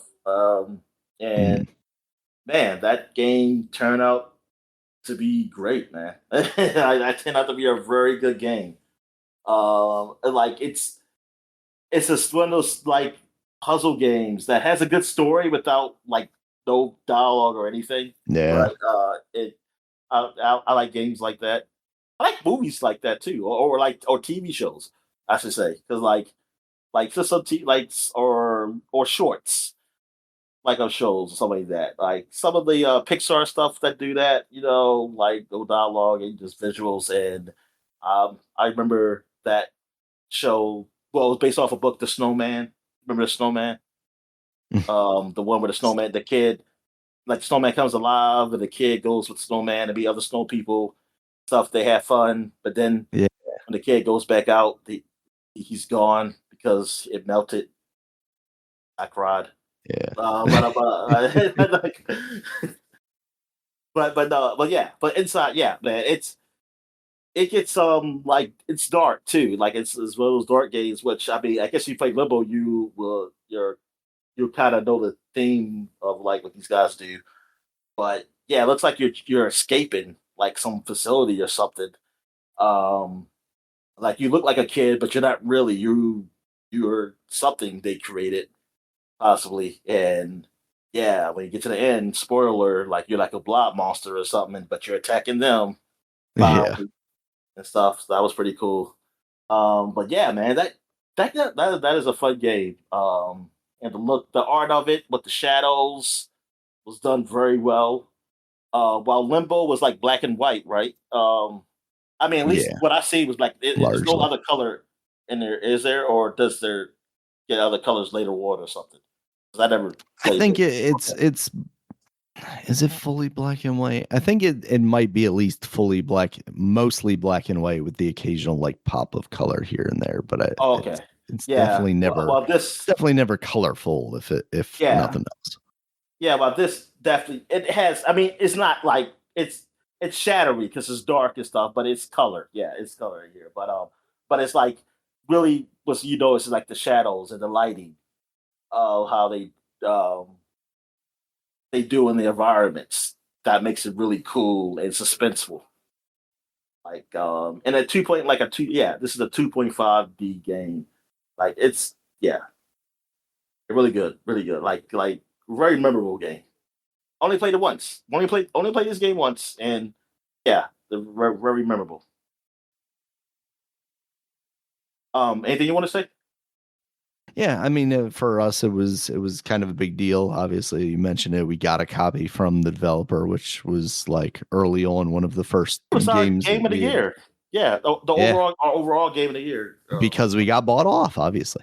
Yeah, Um, no, but it really did end up being something special, for like you said, it being one of those games where it doesn't have any dialogue, but still is able to express a very interesting story where you start out as what appears to be this little boy and you're kind of going through these different puzzle concepts. And I think that's outside of the kind of inspired storytelling. I think my biggest like positive for the game, and I feel like I remember talking about this on our spoiler cast that we did for it, that each of those puzzle concepts was like so different that it could have been a game of its own if you spun it out and evolved it into its own thing. And they were able to take all of those and piece them together into one coherent story and game where it never felt like you were doing the same thing, even though the controls were pretty simplistic. It was you moving around and being able to jump, and that was about the extent of it.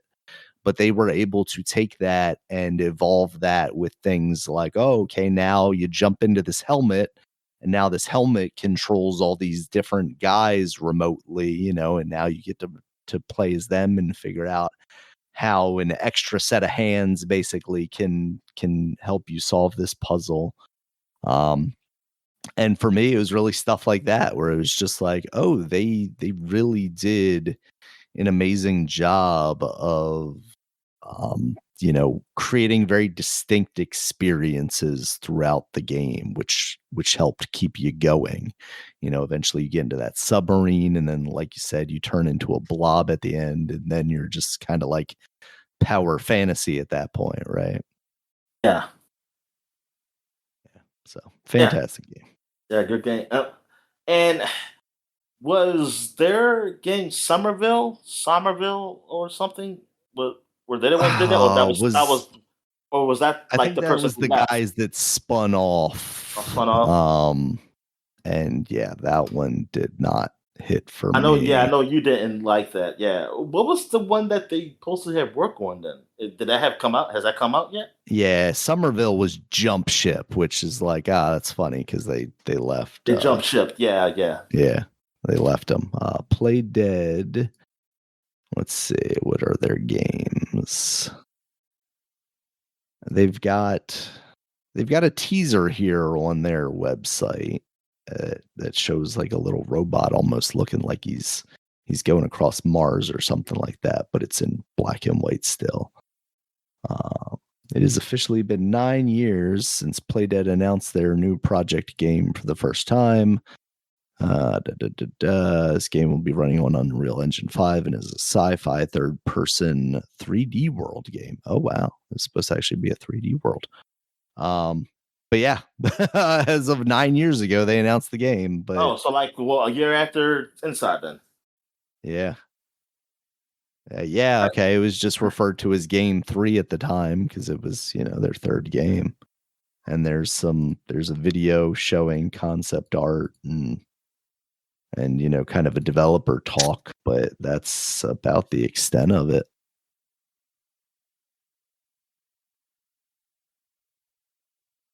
So is that it for 2016? Yes. Yes. So now we're going Let me to fix this. 2006, and we got Half-Life 2 Episode 1 came out 20 years ago. The first episode of many episodes of the Of Half-Life course, 2. many. Episode 1, I thought it was okay. It was a lot of platforming. I remember and doing things, and I guess you were escaping. I don't know if you were escaping. Were you? I think you were trying to leave the facility because this is after the end of the events of 2. I remember you seeing those weird men who always says the free man or whatever, and you seeing that guy too. But and I think you're escaping the facility because you were going in the facility before, or you got captured, one or the other. I forget.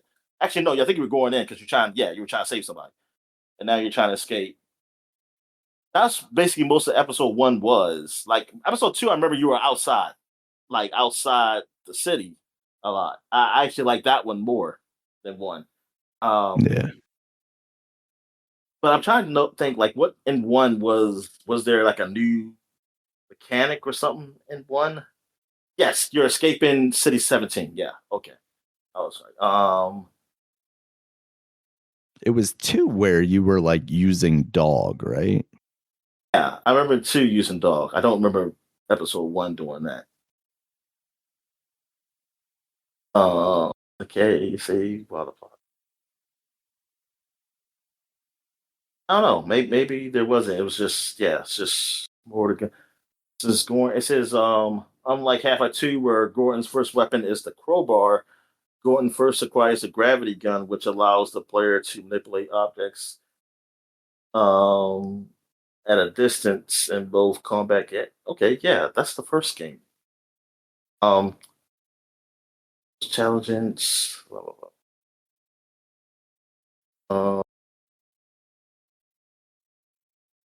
For like tasks in a game. Uh, say for part of the code, there's some cooperative stuff in there with Alex.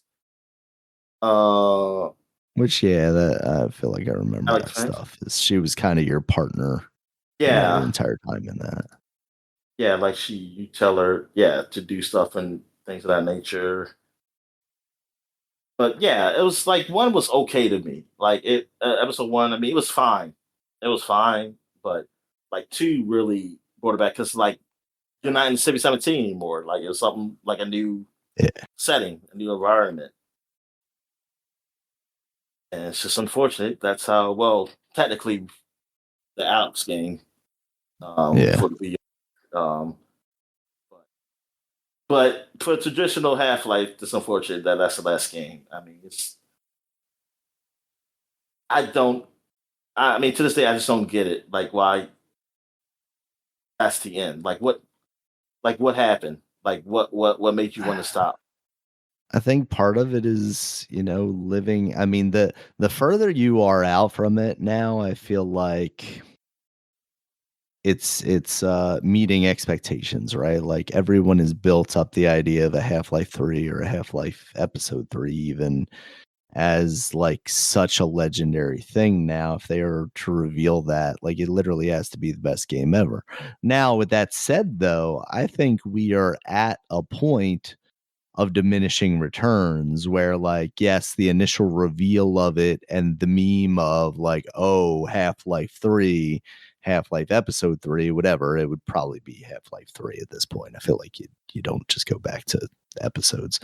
um you know it could come out and just be good and most people would be relatively satisfied. You'd probably still get a whole bunch of reviews saying like, "Oh, after 20 years of waiting, this is what we got." But at the end of the day, like most people would still enjoy what they played. Um but yeah, why initially did it fall off? Because like you can't make the excuse of like, well, expectations if you had released that game a year after episode 2, like, yes, obviously, it needs to be as good as episode 2, but would that have been that hard for you to do? Or like, To yeah, like why leave a cliffhanger? That's the thing. That's really the thing. Like this wasn't a I mean, cliffhanger. I think the intention was to make a episode 3, but why that didn't end up happening, that's Yeah, what that is definitely a story there. There's definitely something there to it, right? I'm just mad that nobody has gone to Gabe and had him hostage and made us tell the story. I mean, good God. Like there Well, he ain't no can't crazy capture him nerds. on his yacht, There, Dominic.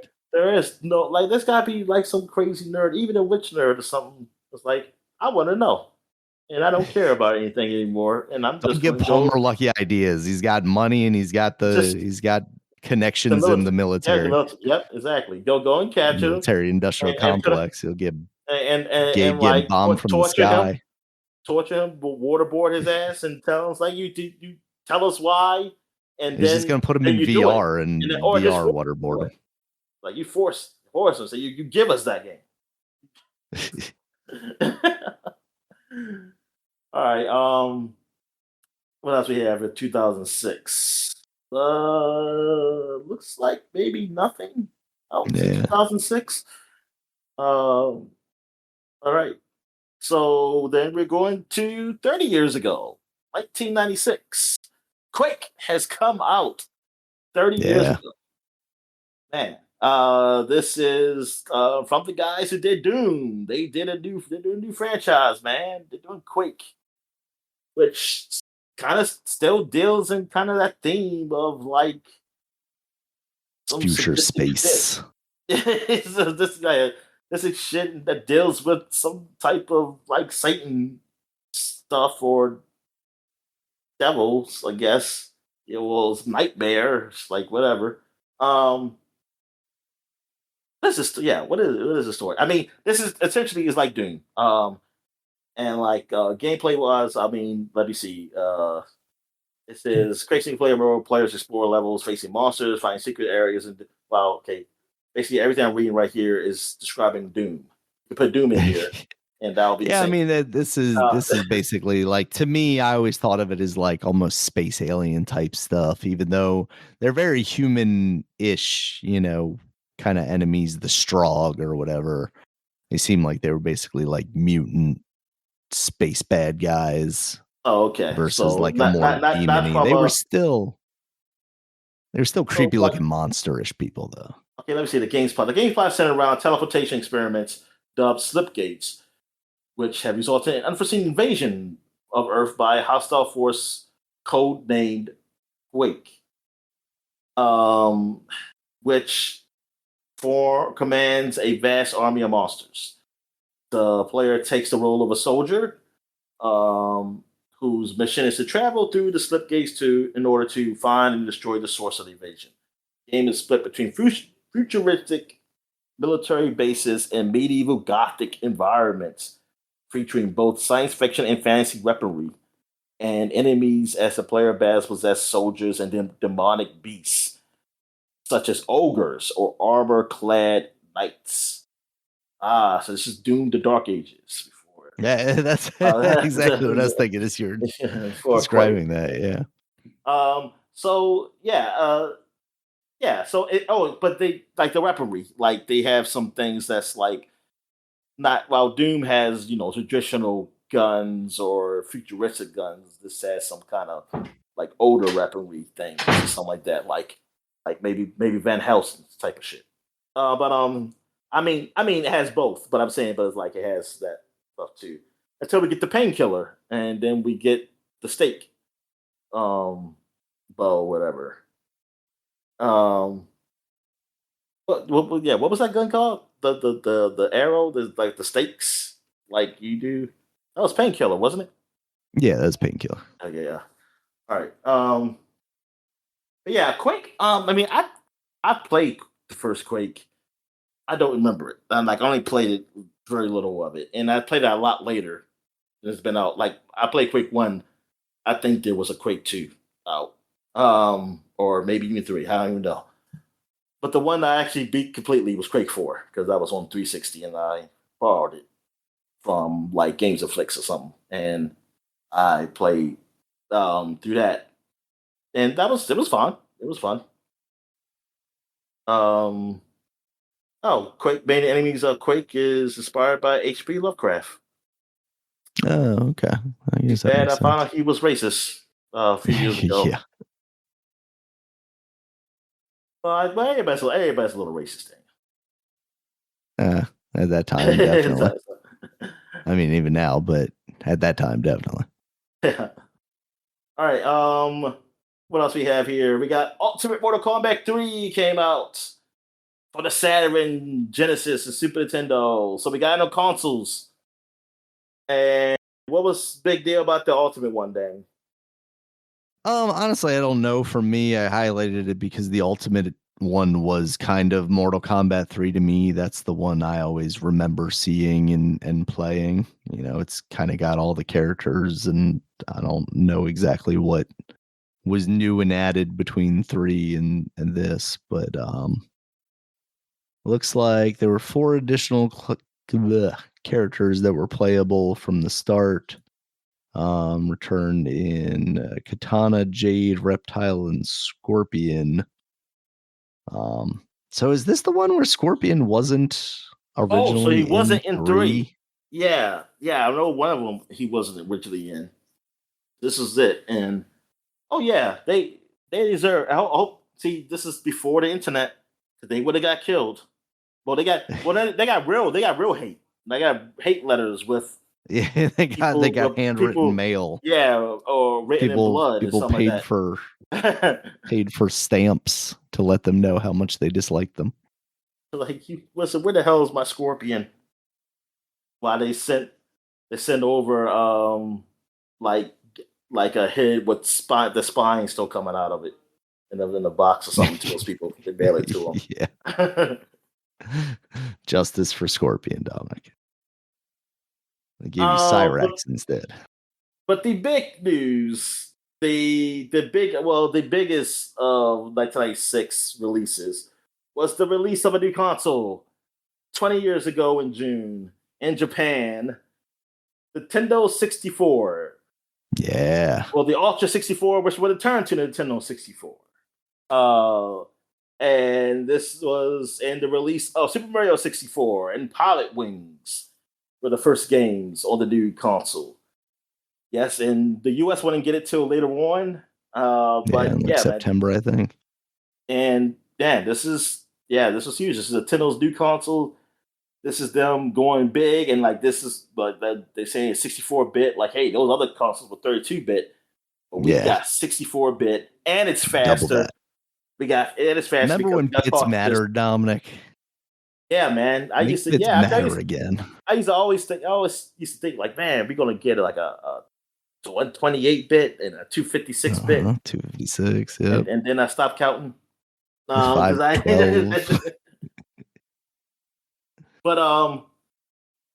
yeah, and it was things like, hey man, like it's on cartridge, even though it's more expensive, but the games are fast. Hey, they still start like they used to. You don't have to wait no load times, allegedly. There. And yeah, man, and look, it got 4 ports. It got 4 ports on the front, man. Like, who has 4 ports on their consoles these days? Actually, I don't remember the Saturn had 4 ports or not. I don't think it did. Did it? But maybe it did. I don't remember. Yeah, I don't remember what the Saturn. I'm trying to think. I know that the Dreamcast did. Yeah, Dreamcast had been like the first Sega one then. Yeah. But yeah, they had 4 ports in the front, man.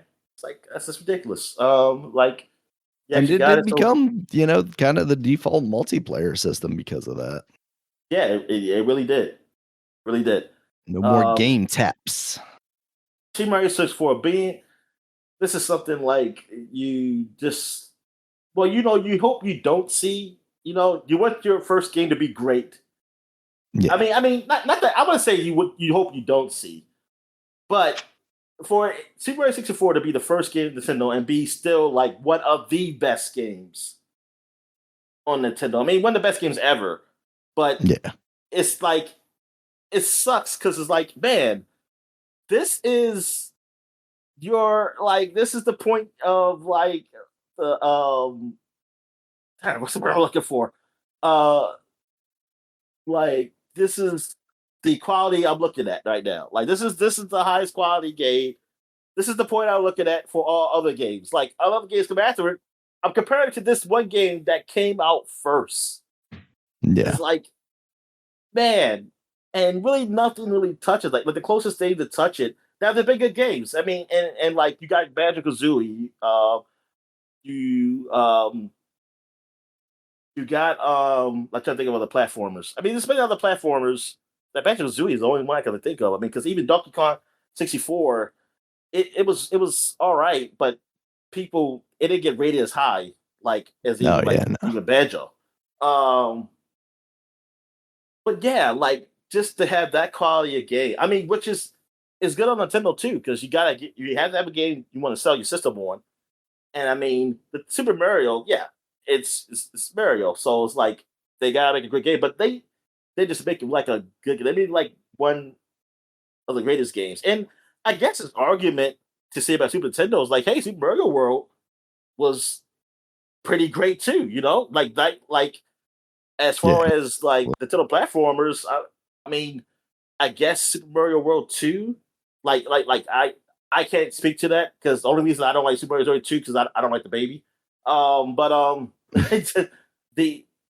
yeah, like they really did do that. Like, they made something that's just was out of this world, because like I was playing the shit out of Super Mario 64 the longest until Zelda came out.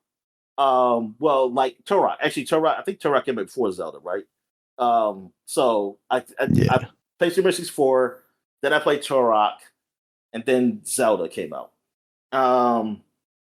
Those are really like the 3 games I was playing the hell out of on that console. I had a few other games. I didn't have a ton on N64 because then I was kind of moving towards PlayStation. Yeah. But but yeah, I got a N64 that Christmas. Actually after Christmas because my dad he didn't get it. It was all sold out before, but during break, and I had a longer break than I did because I was at a Catholic school, so we had like 2 weeks break. So, I he eventually did get it, so I can have it. So I did have some days to play it, and we had a lot of off days. I think that there we got some snow days that day. It wasn't no Blizzard 96 kind of thing, but it was still like some snow. We had days off. Well, we had days off of Cap School and snow days. And so I was playing the hell out of that game, like from dawn to dusk. Like I would just be right there playing that game. I remember the first 3 days. Like they were the last 3 days of my vacation when I finally got when I did have the N64.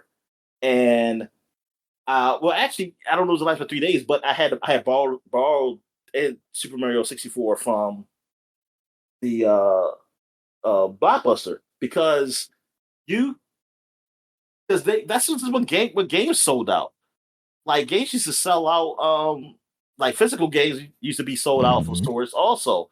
And that's why you had to pre-order them. Well, technically, GameStop had the game. And I remember calling them because the dad said call places where it had the game. I said, "You have Super 64?" I said, "Yes." He said, "Yes, we do." I said, $120. Yes. Yeah, they were like $100. It was $100, and I was like, "What?" I said, "Oh." So then I borrowed it from Blockbuster. Luckily, it was available. I called them, and we went up there. I feel like they got a ton of that game to rent, you know. And then, luckily, Sony, they got it bought back. So it bought back, and I got one. And those 3 days, man, dawn to dusk, man. like I was just up playing all day that game, man. I've only stopped to eat something, and sort of stopped with my niece. Like she'll come down, see me playing, and then I have to give her the controller. I try to hook up my Sega Genesis controller to act like it, but thing is that's the bad thing. It's like I don't have two controllers of the N64 because that one looks different, and so she sees that one and she wants to use that one. So I had to let her play. I mean, I didn't have to, but I just wanted her to stop whining and crying. So I just let her hold a controller or something just to let her play. And then, but yeah, man, oh my goodness! And I remember going to the internet, using the internet. That's probably the most I ever used the internet, man. And around that time, it was just to download like how to get past, like get the stars in certain stages. I used to I think it was like the official Nintendo site or something for that, and I used to print it out. My dad used to get mad, saying like, "Keep using my paper." So he got giving me this like long blue paper that he didn't care about for me to use to the printer. But yeah, man. Oh my God, it's so many good memories. Like getting that system. So when did you get it? Did you get it the same year too? Yeah, I got it at Christmas time. My stepfather went around like everywhere. I feel like he ended up going like to Pennsylvania or something to get the system. They go out. Yeah, they leave the state. I'm trying to think. It was because there was what was the game store over? He went to Japan, Daniel. He went to Japan to get it. Yeah, he went to because there was what's the game store that used to be over like Mondawmin area that was like an import store?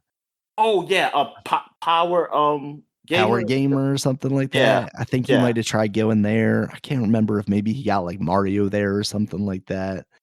Because we got the 64, Mario 64, and then he got himself a blue controller because he was like, I'm gonna play this too, because he used to be super into Tetris, although they never really came out with like a Tetris for the 64. So I always wanted to use the blue controller because it was blue and it looked cooler. But yeah, I can't remember specific memories of like how I spent my time with that game. But yeah, just I initially remember going to Target and playing like the demo kiosk, right? And it's next to like Knights or something. I didn't know Target like existed at that age. Yeah, and I think it was, I want to say it was the Ellicott City one that I was at, and they had the electronics up in the front corner, where they had like paper goods and stuff, and now it's like the grocery area. Commercials for Target? Because I remember Walmart, but I don't remember Target. I don't remember commercials for it necessarily. No, I don't know how I mean, it's just at that point, it's just another store, Yeah. but it wasn't necessarily Target back then, but that was back when they still had like the long CD cases and stuff like that. They had like you had the cases that were long, and then eventually when they switched to the jewel cases, they still had like these big protectors so you couldn't just walk out with them. Yeah. Yeah. Yeah. Oh Yeah. yeah, I remember PlayStation and Saturn had those long cases. Yeah. Yeah. But it would basically be like, okay, I'm gonna do my shopping. You babysit yourself in electronics, basically. Oh yeah, this console that's is what I gonna do. Like keep you and busy. like Kmart or something. Like I used Mm. to do that, man. And yeah, that's crazy. Yeah, Yeah, and Walmart. I remember like just my initial like trying to navigate the world, and just I spent a lot of time like trying to run up the wall that doesn't lead anywhere, and they made them very steep so that you couldn't run up them.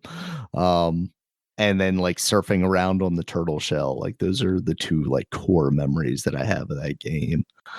Um I and then remember just getting somebody it home watching and them play it, like fight the yeah. boss, the king, and I was like, "Oh my god!" Uh I said, "This looks so awesome." I said, yep. "Wow, you're on top of this mountain and you fighting this thing. So that's crazy." Yeah, and then just getting to Bowser for the first time, I feel like I remember quite fondly, and just like, what do I gotta do? Oh, okay, I gotta run around him, punch his tail, and that grabs him.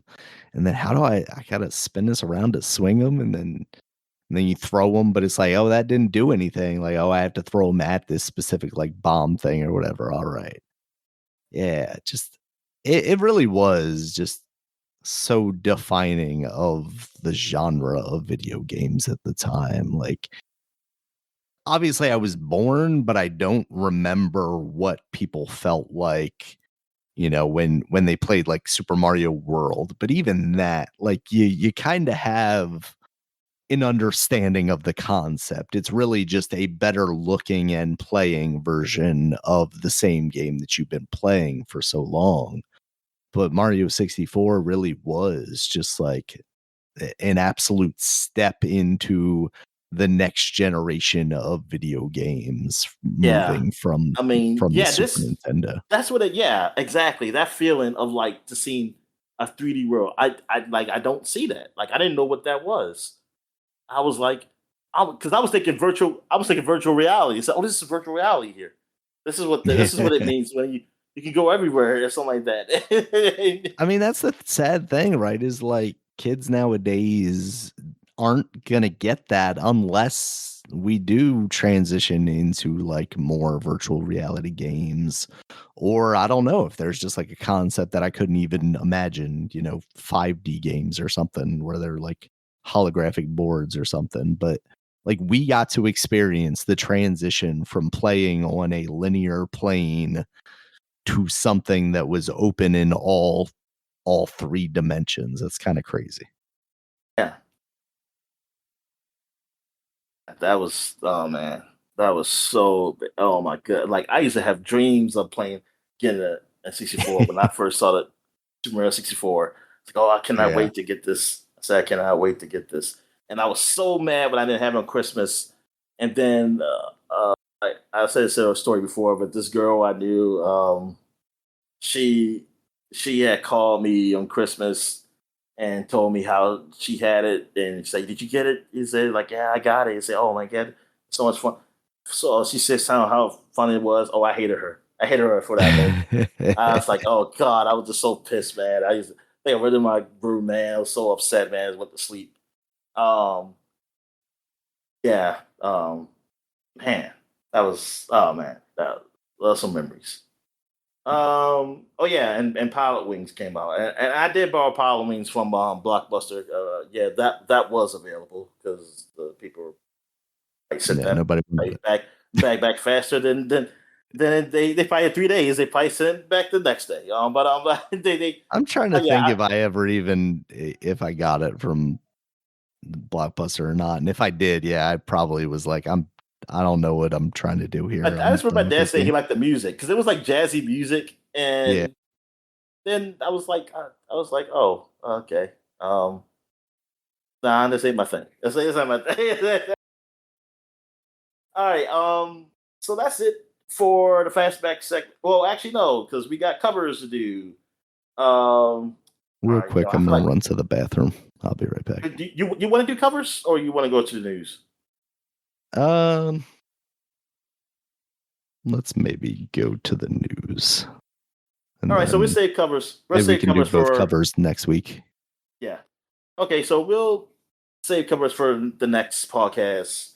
We're just gonna go right to the news because this podcast is getting kind of long. So we'll take a quick break. When we get back, get to the gaming news. All right. We're back. So let's get to the gaming news. What we got, Dan?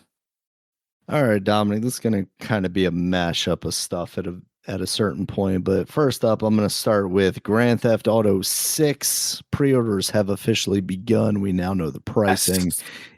It is $80 for the standard edition, $100 for the ultimate edition. Oh, man. So it's not $0 like you have up here? It is not zero like I had originally typed in the double zeros.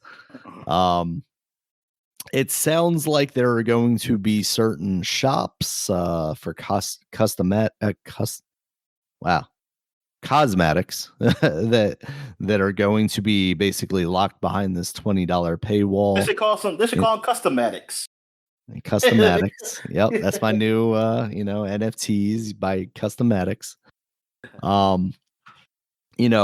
Tattoos, hairstyles, clothing, things of that nature. It sounds like you're going to be locked behind this, which it seems like it might be, just okay. Here are certain styles that are locked. So that's nothing new. But the idea that might lock you out of a storefront entirely seems very weird. That is pretty bad. And if in the game I'm going through and it's like, sorry, you can't access this. Would you like to go to the store to buy that? That's going to be very it's going to take you out of the game. Because I'm not necessarily like, oh, I don't need those cosmetics. I don't really care. I don't need the ultimate edition. But there's also some form of, like I was telling you, where it's like with the standard game price being $80, it feels like much less of a jump to that $100. So it's kind of like, I'll just buy the ultimate edition then and not have to worry about it, which I think is very much like their idea is like, okay, well, we're going to make the standard price high. It's much like the Nintendo thing, right? Well, where they're like, okay, here's the cost of this console, but if you buy the console and the game, it's only this much more. So you're just like, well, it's a better deal to just buy the game with the console, even if it's not necessarily like a game that you. I was really hoping like the ultimate edition was like short cards or like the cosmetics was like something like online stuff or something. And I was like, oh yeah, I don't give a damn.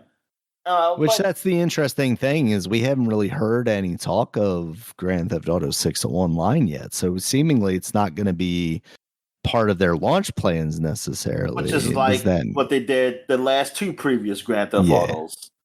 And they did that with Red Dead too, right? Like that wasn't their... Yeah, at launch. Launch, that's right. Yeah. Nope. I don't know. But it's a little surprising considering how big Grand Theft Auto Online is now. I maybe would have thought that would be, a priority for them, but maybe it's a little double dipping thing, Dominic, where they're like, well, we'll get you to spend $80+ on the base game, get you into that world, and then, here's Grand Theft Auto Online for $20, $30, $40, $80. Who knows? I could see that being a separate purchase in this case. And obviously they could always go back to, oh, if you own the game, you got a free copy. If it seems like there's some blowback to it, or if the sales are kind of sluggish for it.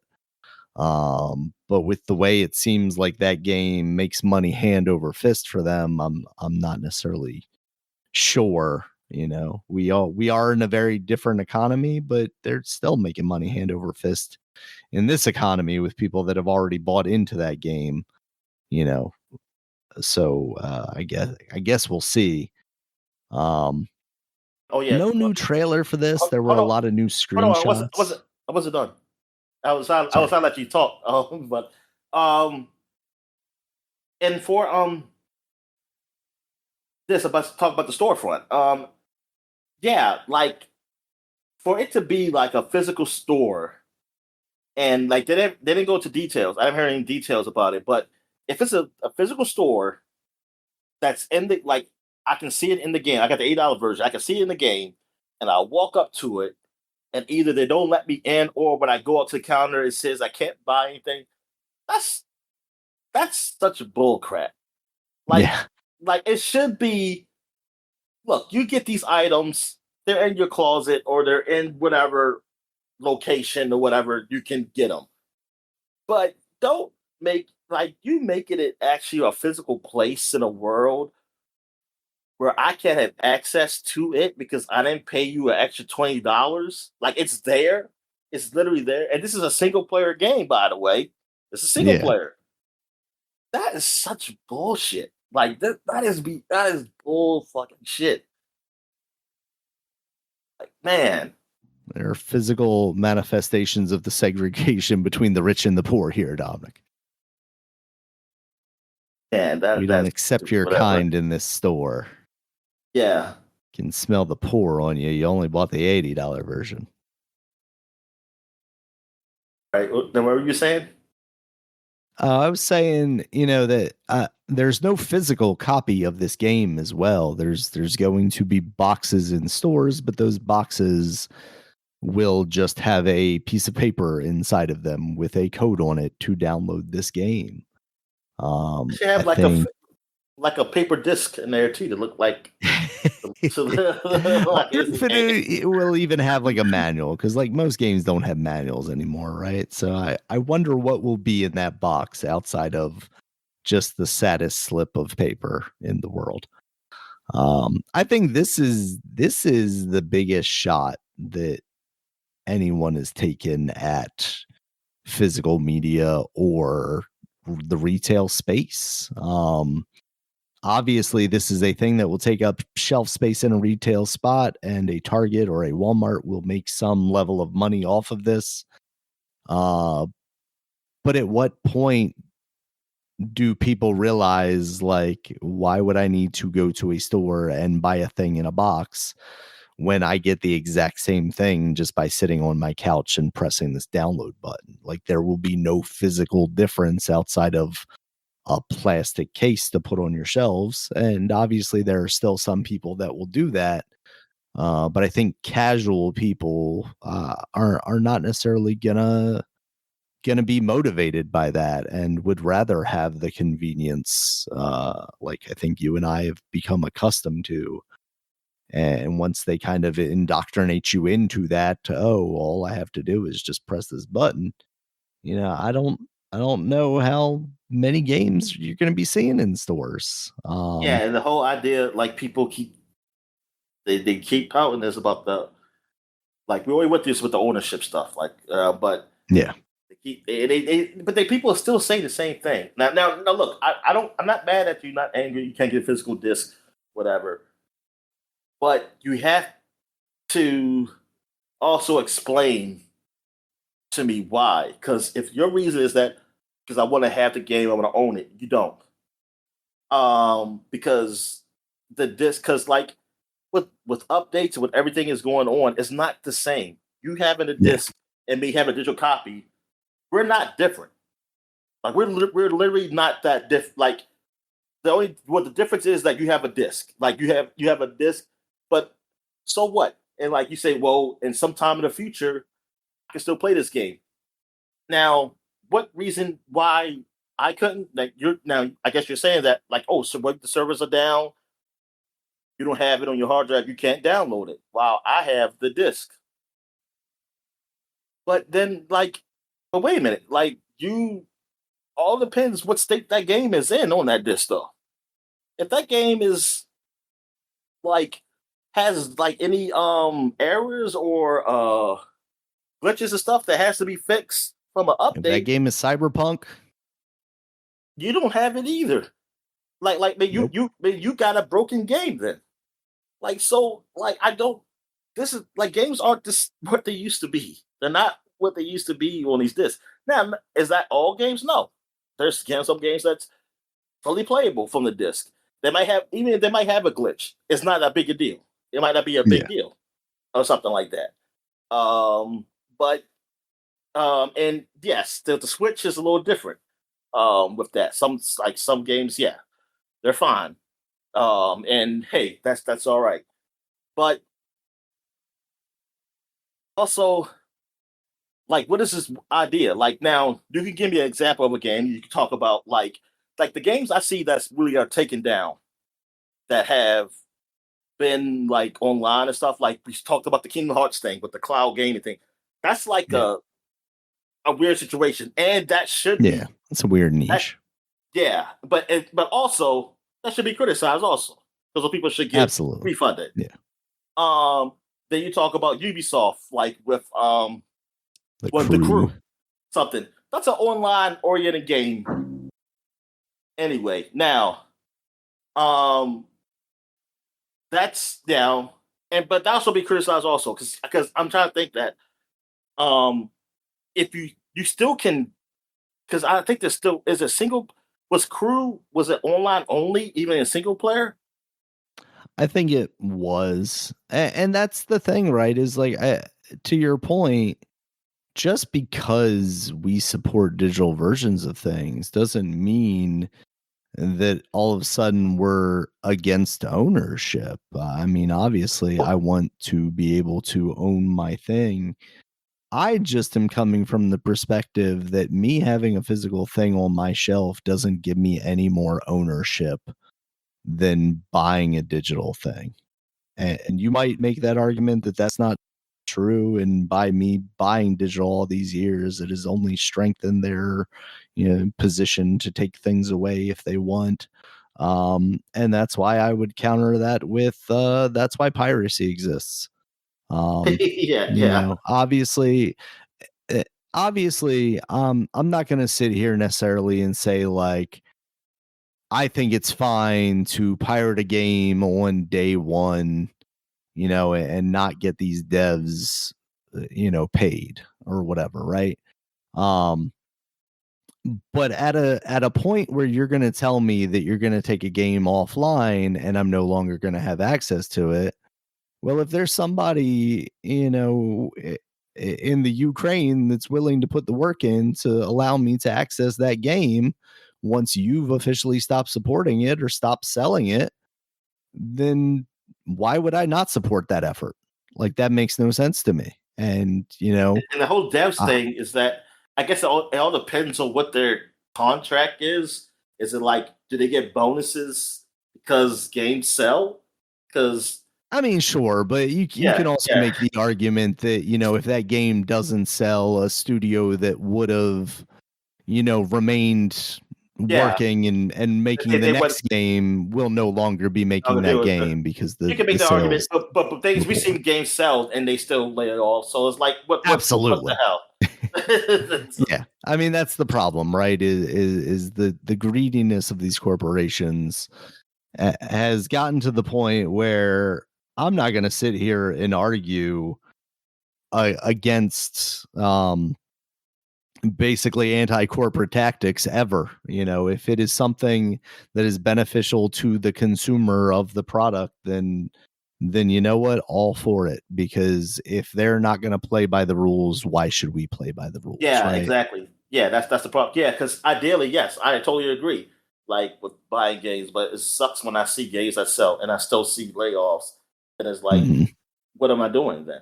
Because right now it's just that I bought the game like I don't know what the contract. I mean because most likely they're probably just they were already paid, and so the game selling didn't do anything, and then they got laid off anyway. It's like what the fuck? It's like Right. it's like Yeah.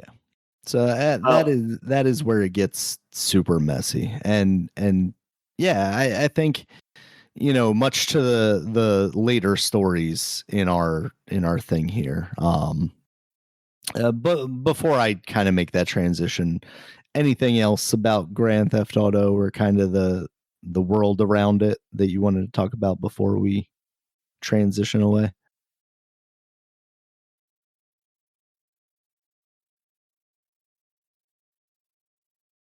You still there? I lost you. Yeah. I had to fix my Okay, mic. I'm sorry. gotcha. Move it. Nah, you can go ahead. You can go ahead too. Okay, Oh, so wait. yeah, with I'm sorry. I'm sorry. Dang. I just trying to think. Do I have anything? Get the photo. I wish they would have put another trailer out at least. But yeah, hey, they just released some screenshots. That's been about it. I would yeah, hope soon we see another trailer. yeah. But whatever. But the $80 price. Yeah. Oh, the $80 price. I mean, yeah. I know they've been talking about this for years about what Grand Theft Auto could sell for. Yeah. I still think it's too much because you're selling digital, and Mm-hmm. you can say what you want but it's like I feel like the amount of people who buy this game, you still will make a profit even if you sold it at $70. So Oh, easily. whatever. Because Hell, I think you're gonna sell that many more copies at 70 or 60 or whatever. But it's like I told you in the past, by having all these analysts go out there and say, oh, what should this game cost? It could cost $100. I think that's just been emboldening them to do so. And the really anti-consumer people that have been like, if this game doesn't come out at $80 or more, then what game can sell at more than $80? Obviously we had Mario Kart come out at $80, and that's kind of been the extent of what Nintendo's tried to sell at $80. Although I think technically Breath of the Wild and Tears of the Kingdom are $80 with like the game and the Switch 2 editions. Which is its own level of insane because those games are old and have made their money at this point. Um, again, the idea that we are not getting players' choice titles and discounts for games, especially from Nintendo, because they're the most egregious. I can buy Final Fantasy Remake on Steam right now for $14. I can get Rebirth for $20. But 1-2 Switch, a Switch 1 launch title is still $50, is $60, whatever the original price of that is. That is an insane proposition to me. And their unwillingness to just take a hit to potentially sell more copies later on in its life is just an absolute insanity to me, especially when we're talking about a world where it is digital now and you're not having to ship out a brand new copy of 1-2 Switch with a yellow border on the top to a store. Now it is just the same game that has been sitting on your servers waiting for people to access this entire time. And I don't know if that's just a relic of an older time where they did have to consider those costs and no one has really reinvented the way of thinking, or if that is just like some weird level of pure greed, or our titles don't go down in price because the quality of the game has not gone down. So a 5-year-old Zelda game or a 10-year-old Zelda game are still the highest tier quality of Zelda games you can buy, and therefore you should spend the same amount that you always have. I think that is a very restrictive way of looking at things and limits the consumer base that they can reach. We talked about it the last time we recorded with these console increases and whatnot. The idea that you no longer have families that can, 2, 3, 4 years down a console's life cycle, get a cheaper variant of that console for their kids to play. or for even them to play, is very limiting for people and households. And yes, at the end of the day, it's entertainment. But that's also something for them to consider. It's also entertainment. I don't have to buy your thing, to live my life. I do need a roof over my head. I do need food. I do, in most cases, need some level of transportation, whether that be paying for the bus or paying for the train or the subway or a car or what have you. Those are things that are necessities. Video Yes. games are not. And that could push more people towards piracy. That could push more people towards just getting out of the hobby as a whole. Yeah, and that's And also what like use that, but in a way of telling people to stop complaining. Though they use mm, that in a way of like I told a message you about saying, "Hey, anybody can play with Grand Theft Auto." He said, "I'm going to say something that make people hate me, but you don't have to buy it." Now, this is from a person yeah. who he's a writer on the Windows. Was it Windows Oh, Windows Central or Central. Mm. yeah? And now he's complaining about greed and other things I like would hope that's not the person I'm thinking of from Windows Central, because there's really it's not Jazz Jez Corden. Corden, is it? Yeah, yeah, it is Jazz Corden. Really? That's That's what he okay. said. And I was a little shocked 'cause I was like, "Really? Why are you saying that?" And like, cause I seen him complain about it was I forgot what company just did it. It was like a tweet, like just either before or after he had tweeted that, like a few tweets away. He was complaining about how like a company is changing something because oh yeah, because the stockholders want to do something and like oh yeah, they were upset with what's the Demon Souls like game that recently came out. It had a Night Rain. Night Rain was the DLC. Oh, Elden Ring. The Elden Ring, yeah, like the stockholders were upset that Elden Ring wasn't like didn't have like more of either like a sequel right away or something to make it grow because the brand's so popular. Mm. Basically, Mm. to grow or something, and they they did something. I don't know what they did, but he said, "Hey, look at this corporate greed, man. It's just trying to ruin our games and stuff like that." And I'm like, "Wait a minute, but by your logic, all you have to do is like, look, speak with your wallet. Just don't, hey, don't buy that game more until they till leave the games alone. Like you can do that by anything.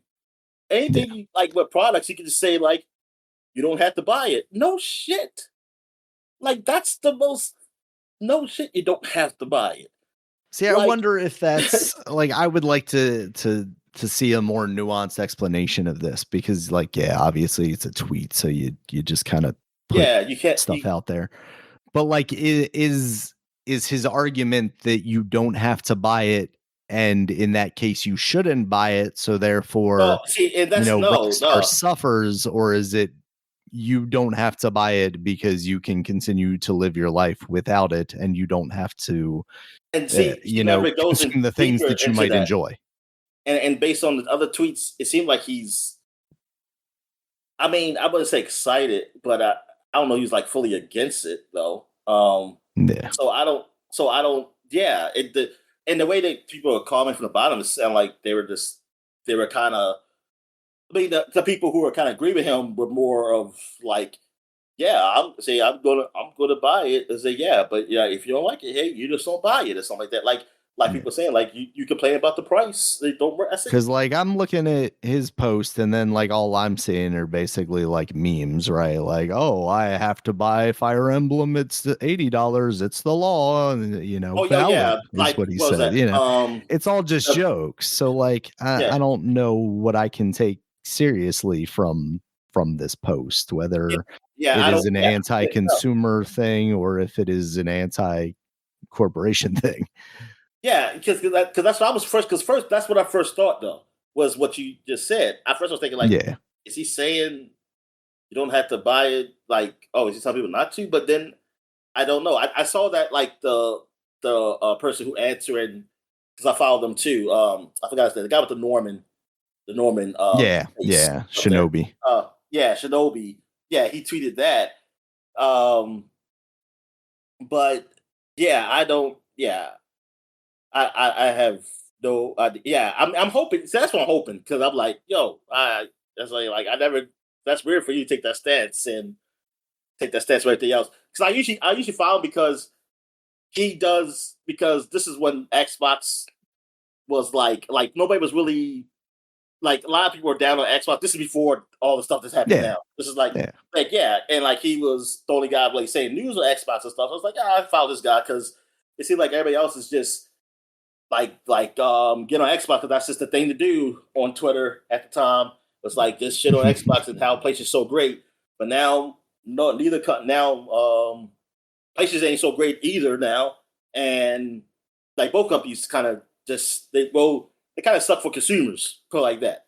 yeah, Um, and I do see him post about like how hey some of these other publications still they're down to Xbox, but PlayStation did some stuff, and I was like yeah I guess, but I say I haven't looked at enough to verify that, but I know it used to be that way. Sometimes I was like, yeah, that kind of sucks. It's like, yeah, I mean, I'm not put like this. I'm not for Xbox at all. Like, yeah, down them, but don't act like PlayStation's they're any better.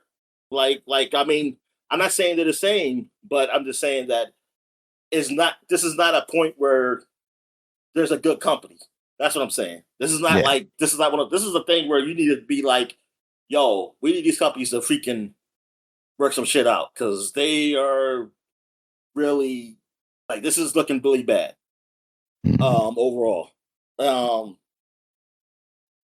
but yeah, but okay, if it's just going to mean that, I take that back. But for the people that do say that, But it's I they're mean, it's not clear yeah, from this post yeah, what direction they mean. yeah. But at the Um same time, it's like you said, like, yeah, basically boycotting with your wallet, like a- at what scale does this have to shake out for Rockstar to go, oh no, we made a mistake? Like, I yeah, don't exactly. believe there is a reality that we currently live in where enough people would push back on that $80 price tag for it to matter to them.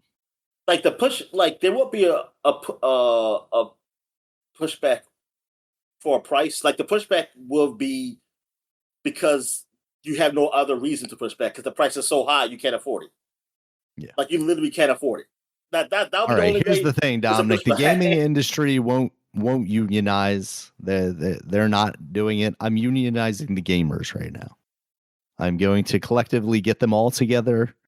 The weebs and the incels and the normal people and the people that just play phone games and ultimate game pass or ultimate card packs or whatever. I'm going to unionize us all, and then I'm going to put a boycott on Grand Theft Auto 6. If you make less than let's say $200,000 a year, you cannot buy Grand Theft Auto 6. I want to see what that Not gonna shakes out happen. to in numbers.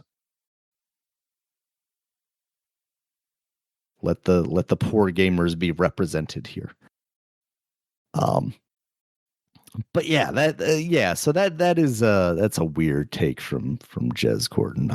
I would be interested to know what they mean by that, because like, yeah, obviously you just saying those words, it's true, you don't have to buy it, but at the same time that doesn't mean that I shouldn't be allowed to have things that I just want and not need. Like that is the basis of our society, is being able to get things that you enjoy, as opposed to just the minimalist most okay. You can have rice and beans and water. Yeah, because it's like You don't have to buy a steak, Dominic. How dare you? Like, you no. don't have to buy, And with Grand you Theft know, Auto, it's like yeah, I want it because I like Grand Theft Auto. I like the series, and I can yeah, afford. Yeah, I can afford $80 for the game. I can afford $100 for the game. Thing is that why am I spending that much for that game compared to the other prices? Why does it have to be that price? That's the thing. It's like, well, I think Rockstar would make the argument that, they put this much money into it and they put, this much amount of hours, and the quality is going to shine through and show you that this is the new standard for gaming. I mean, but I listen, that's all up to the consumer, if that's the case, really, if that's true, because it's games that are very much like people have put hours of stuff into that it won't look as they don't look as good as a Rockstar because they don't got the money behind it or whatever. But then I'm playing those games a whole lot more, and Yeah. I enjoy them more. And I mean, I can't. I mean, yeah, you can say how much money you put, but that's a choice. Like Absolutely. movies, movie ticket prices don't change on based on the movie. It's Don't based give on the them ideas, theater. Dominic. The Odyssey cost $80 to get into the theater. It's bull. It's like, dude, you're going to get your money back, and then you're going to have online. And like now you say it might be a separate thing, and that's true. Maybe they do that, but even then, I still think it's bull. It shouldn't even be. The online shouldn't even cost anything because as much as people pay for that stuff inside Oh Grand yeah, Theft Auto, once you're locked in. I mean, that's the thing, right? Is like, yeah, give the people what they want for free so that you get those people that will spend thousands of dollars in the game. Like that's probably a better business model than you trying to get $20 even out of people.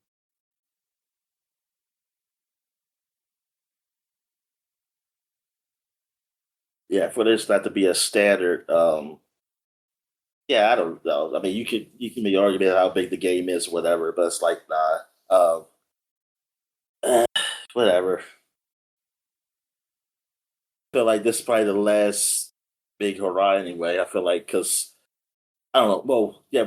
Get into other news, like going for this next generation. I don't know what the hell's going to happen next generation. Like this should not be a next generation.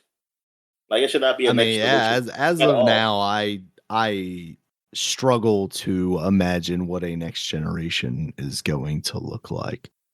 Um, I'm going to kind of bounce these stories around again, but yeah, because so we got a combination of things regarding hardware this past week. The Steam machine is now officially launching.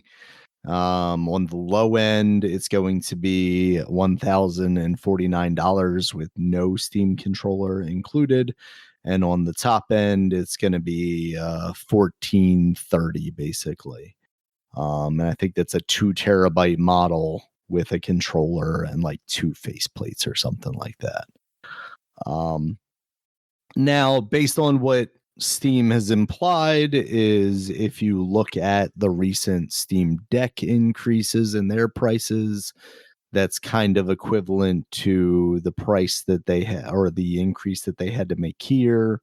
So we could have been looking at a $700 or so Steam machine, which puts it more in line with the consoles. As of right now, you're looking at a machine that is not as powerful as a PlayStation 5 Pro, being more expensive than a PlayStation 5 Pro. And Yeah, I think obviously, it's only what the sorry. processor. I think they said. Like I think somebody said, like technically the processor is faster, but the graphics side of Yeah. things isn't. It effectively sits somewhere slightly above like a launch model PS5, but below, relatively significantly below a PlayStation 5 Pro. Yeah, to a point where like because I'm like it all depends on the game at that point. What type of game you're Yeah. playing? Like that, what game utilizes just more processing than graphics, and like I told you, like it has to be significant for that price. It has to be significantly better than a PS5 Pro. Yeah. I mean, it has. And like, I'm sorry that the chip stuff is messed up. I mean, okay, but as a consumer, it doesn't make sense for me to pay that much money, and it's telling me based on your specs, you're not powerful enough than a damn console.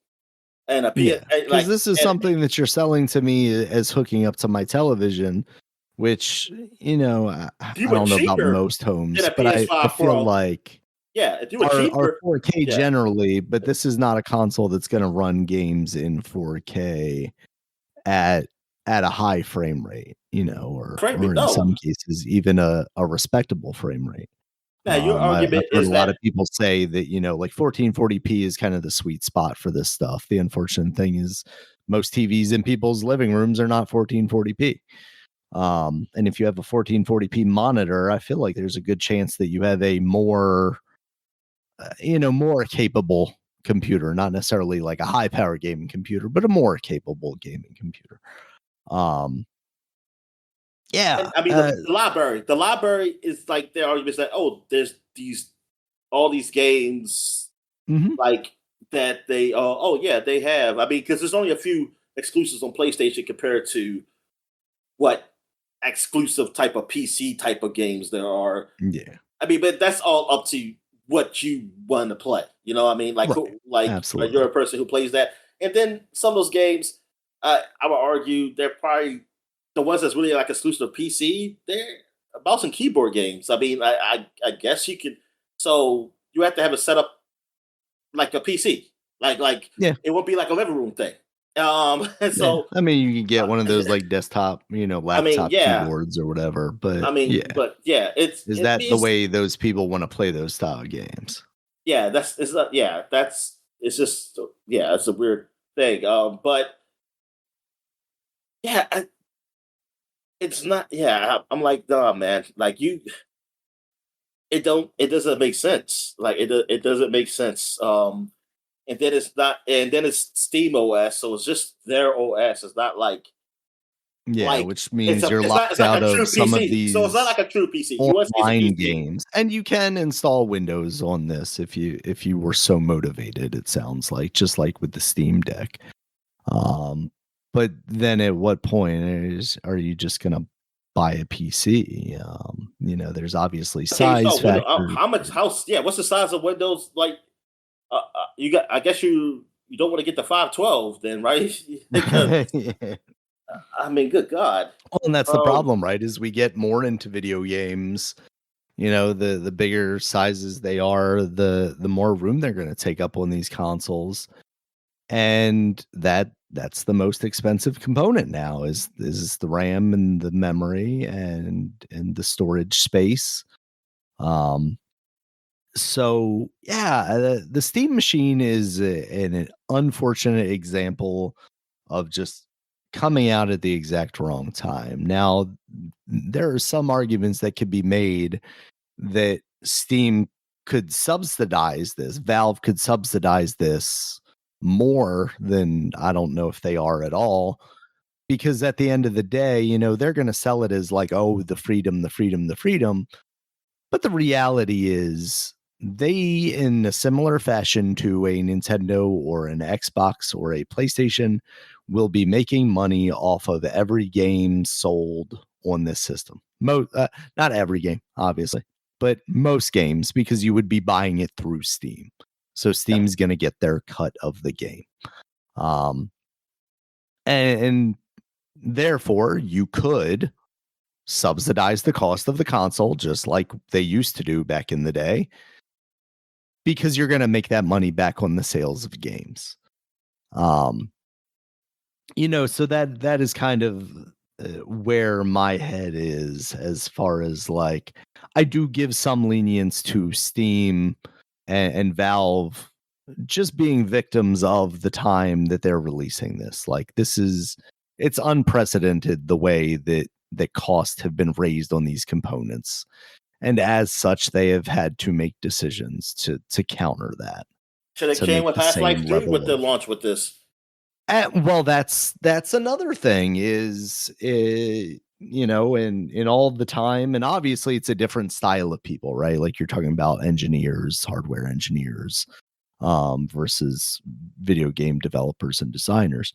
But with the same level of dedication you had to producing this and the controller and the new VR thing, Like, you could have been pumping that money into people making a Half-Life 3.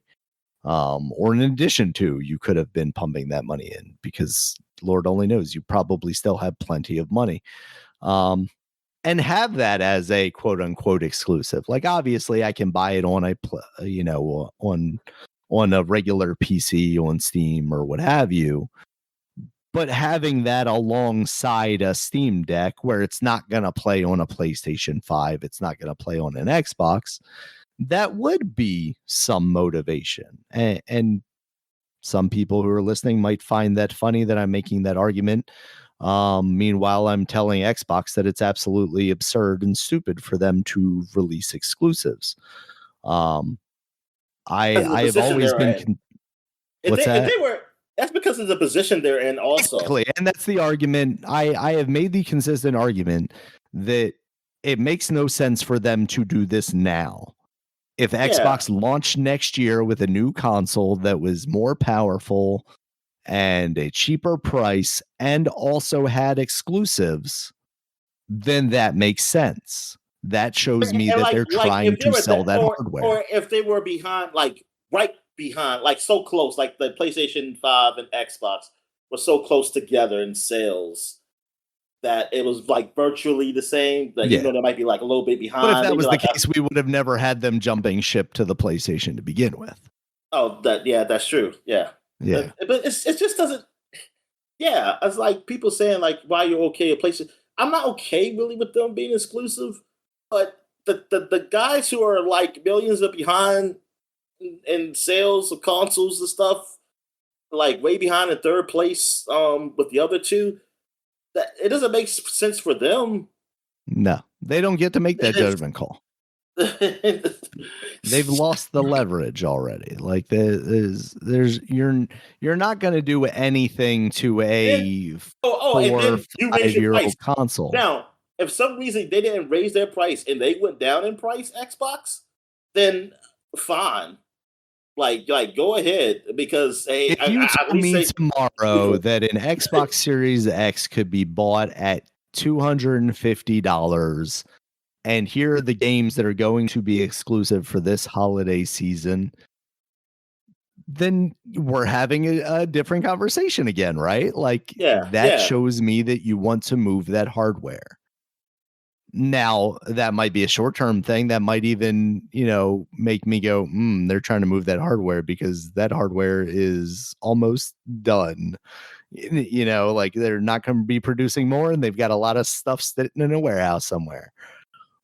But then that's up to me to make that decision. But a $250 Xbox is kind of enticing, right? If you're telling me it's the only place I can play Gears of War or Halo or Fable. What was the game? What was it? Oh, Clockwork Orange. Clockwork Revolution. Clockwork Orange, yeah. But then that also has to include PC, because I have that as an option currently. Now, if you, like PlayStation, limit your things exclusively to your console, then that to me is just anti-consumer, because at one point you were doing it. You have architecture that is similar to a PC. The choice to now take that away and put it on a system that has limitations. My biggest problem with PlayStation taking away their exclusives from the PC is now that I have to deal with an inherently inferior version of that game. Now, yeah, exactly. I will say, does my PC run whatever game, let's say Ghost of Tsushima, better than a PlayStation 5 Pro? Maybe not. But in 10 years, if I buy new hardware, I could revisit that game in stunning 4K HD, 265 frames per second. And that's never going to be an option for me if it's linked to the PlayStation.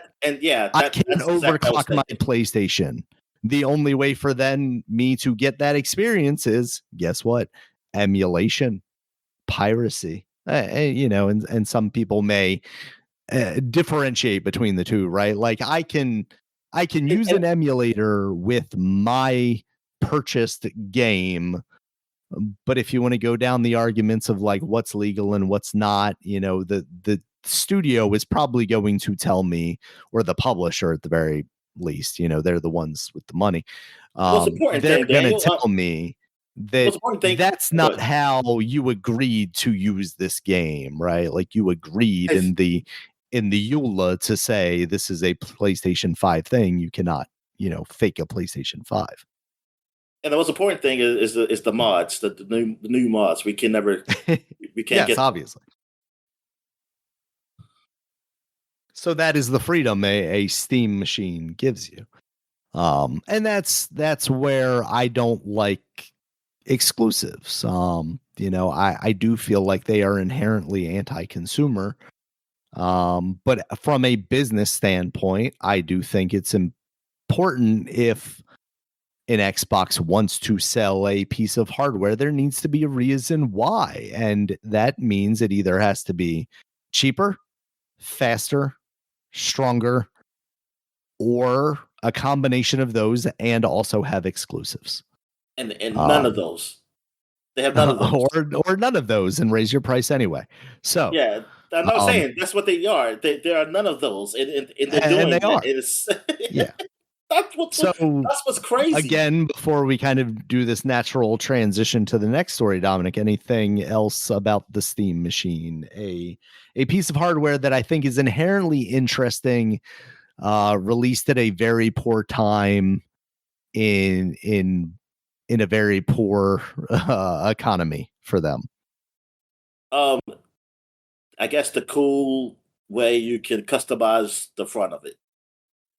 Yes. Different faceplates, magnetic faceplates, or the side of them, I guess, because it's just square, right? So I guess you could put them anywhere on that thing. I don't know. Yeah, it's only the front, but I've seen like D-Brand is releasing a companion cube that is just basically like a full housing. For that it's only the front. Come on, I mean, it's a goddamn cube. That's ridiculous. I mean, the front one I can understand because the little like because of the button thing or whatever, but to have something for the sides. They do. They have decal. Well, they don't have decals. I'm sure everybody and their mom will have decals. All right. Yeah, nothing else really with the Steam Cube. So speaking of Dominic, Xbox and their poor decision making, as of August 1st, they will be raising the prices of the Xbox consoles yet again. So the same time as Nintendo? Yeah, actually. Because the Switch 2's increase kicks in around that time as well, right? So at least or is it September?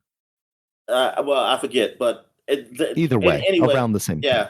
Yeah, they told you ahead of time, and not as much time as Nintendo did, but no. Hey, they're telling you ahead of time. So go out and get them now. Get the expensive ass consoles now, because they're going to get even more expensive.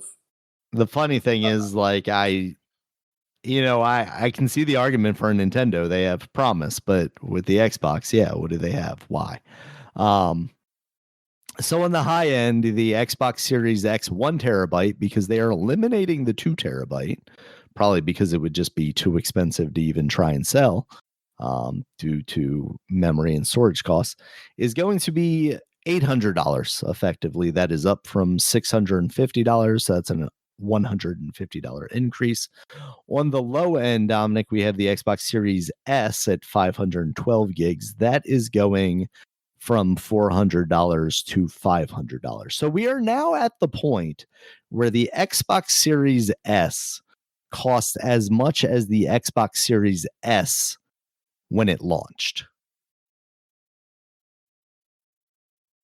Series S is cost just as much as the what? As the X when it launched. Oh, the X. Because the X launched at $500. Yo, the Series S being $500 is crazy, yo. It is a crazy piece of work. I should ask my sisters, like, do you still play yours? Because you can sell that and get some money. Sell it. You can sell it and make money. Yeah, good God. We've turned everything into an investment, Dominic. Yeah, this is absolutely insane. And again, we'll get into the argument of, oh, they quote unquote have to raise the prices because their component prices have been increased. And many people, myself included, to some extent, will say, well, they are Microsoft. They can subsidize this if they really want to sell this piece of hardware. The argument that I've seen put forth, though, is that this is not Microsoft. This is Xbox. And in order for Xbox as a division of Microsoft to be successful, they had to raise this price so that they can still meet the goals that they need to meet. And then I'll say they can kiss my ass because it says Microsoft Xbox. So you're all one thing. Now that's your choice that y'all made to be separate as like a separate entity within you. That's a choice y'all made. I don't give a fuck. And that's what scares me a little bit, is that because of that split, right? Because Xbox is Xbox, I can't help but wonder how long Microsoft puts up with Xbox, essentially, right? If Xbox is going to be a division that is losing Microsoft money, how long does Xbox as a division exist? Now, does Xbox get sold to Nintendo, like I mentioned earlier, or some other weird private equity firm or something like that that's just going to turn it into a brand like Atari was for so long? Government will buy Xbox. Trump will buy it. Oh my God. I'm going to start a change.org petition right now, Dominic, that the best console in the world. We're going to have the Ellisons owning Xbox. Change it to the Trump box. Trump box. Don't give him ideas. He's already posting Destiny 2 memes. And then up there's going to be make consoles great again on the box. Oh, Jesus Christ. Oh, that just made me shudder a little bit. Or yeah, do they just shutter the doors and close it down? Now, the reason that concerns me, obviously, from a consumer standpoint, obviously the competition aspect of it, that's what we've always kind of focused on with wanting success for Microsoft and the Xbox. But the thing that drives me the most crazy about this is you will have someone like Asha Sharma sit there and go, the prices of these components have gone up 200%. And that, in my first 100 days, and that's just unfathomable. You know why that's happening? Because someone that has come over from the AI department, is ruining all of these markets and these components with your AI nonsense. And that's where I lose any sympathy for Microsoft or Xbox. Not that I ever really had any for Microsoft, but if I'm considering Xbox Microsoft, this is self-inflicted, and I talked about this last time, so I'm not going to harp on it too much. I'm just glad Major Nelson got out of there when he did. he got out while the getting was good. Phil Spencer might have even gotten out while the getting is good, to be honest with you. Tarnished his legacy a little bit there, but he's not going to be here for the downfall of the Xbox. And I don't think it is conspiratorial to go, okay, they put the AI person in charge of the Xbox to watch it get sunsetted, because it's embarrassing to think that someone who is thinking in the way so far that Asha Sharma has exhibited is going to make this division any more successful or profitable in the short term or even the long term, because I don't think there is a long term if there is not a short term. And that's why I think there is a reality where in the next couple of years, Xbox does not exist in the way that we expected them to, expected them to, based on, the way things were going during the Xbox 360 era. It is unfathomable that we now have an Xbox console that is $800. Which is what, $100 cheaper than than a PlayStation Pro, which is superior hardware. And with no real games to sell on it, I just don't know what argument, and that's part of my other problem with them is they are not making the argument as to why you need an Xbox. Okay, exclusive. I'm making one game exclusive. How does that affect me whatsoever? So, that's implying the Clockwork Revolution ever releases. And we're in a world where we weren't recording last week, so there wasn't like we didn't talk about the studios that seemingly are somewhat official, even though they're not official. That Microsoft is either trying to sell off or will be likely shuttering, but Ninja Theory is one of them. A studio that just showed off a new Senua game 5 days before the news of this potential closure or sell-off. And then their stories going around. They heard you on the podcast, even before I posted it. Even though when I posted it was already out, but I mean, we were recording this in Windows, Dominic, so like they have their ways. Yeah, they heard you would talk about how this game being made. It's like, oh man, that's they're right. How is this game being made? Yeah, that's right. And now there's talk that potentially they showed that game off as a means to sweeten the deal for someone to buy Ninja Theory from them. Oh, hey, look at this cool thing that they've got in the works. That makes me, from a consumer standpoint, unwilling to trust Microsoft for a very long time.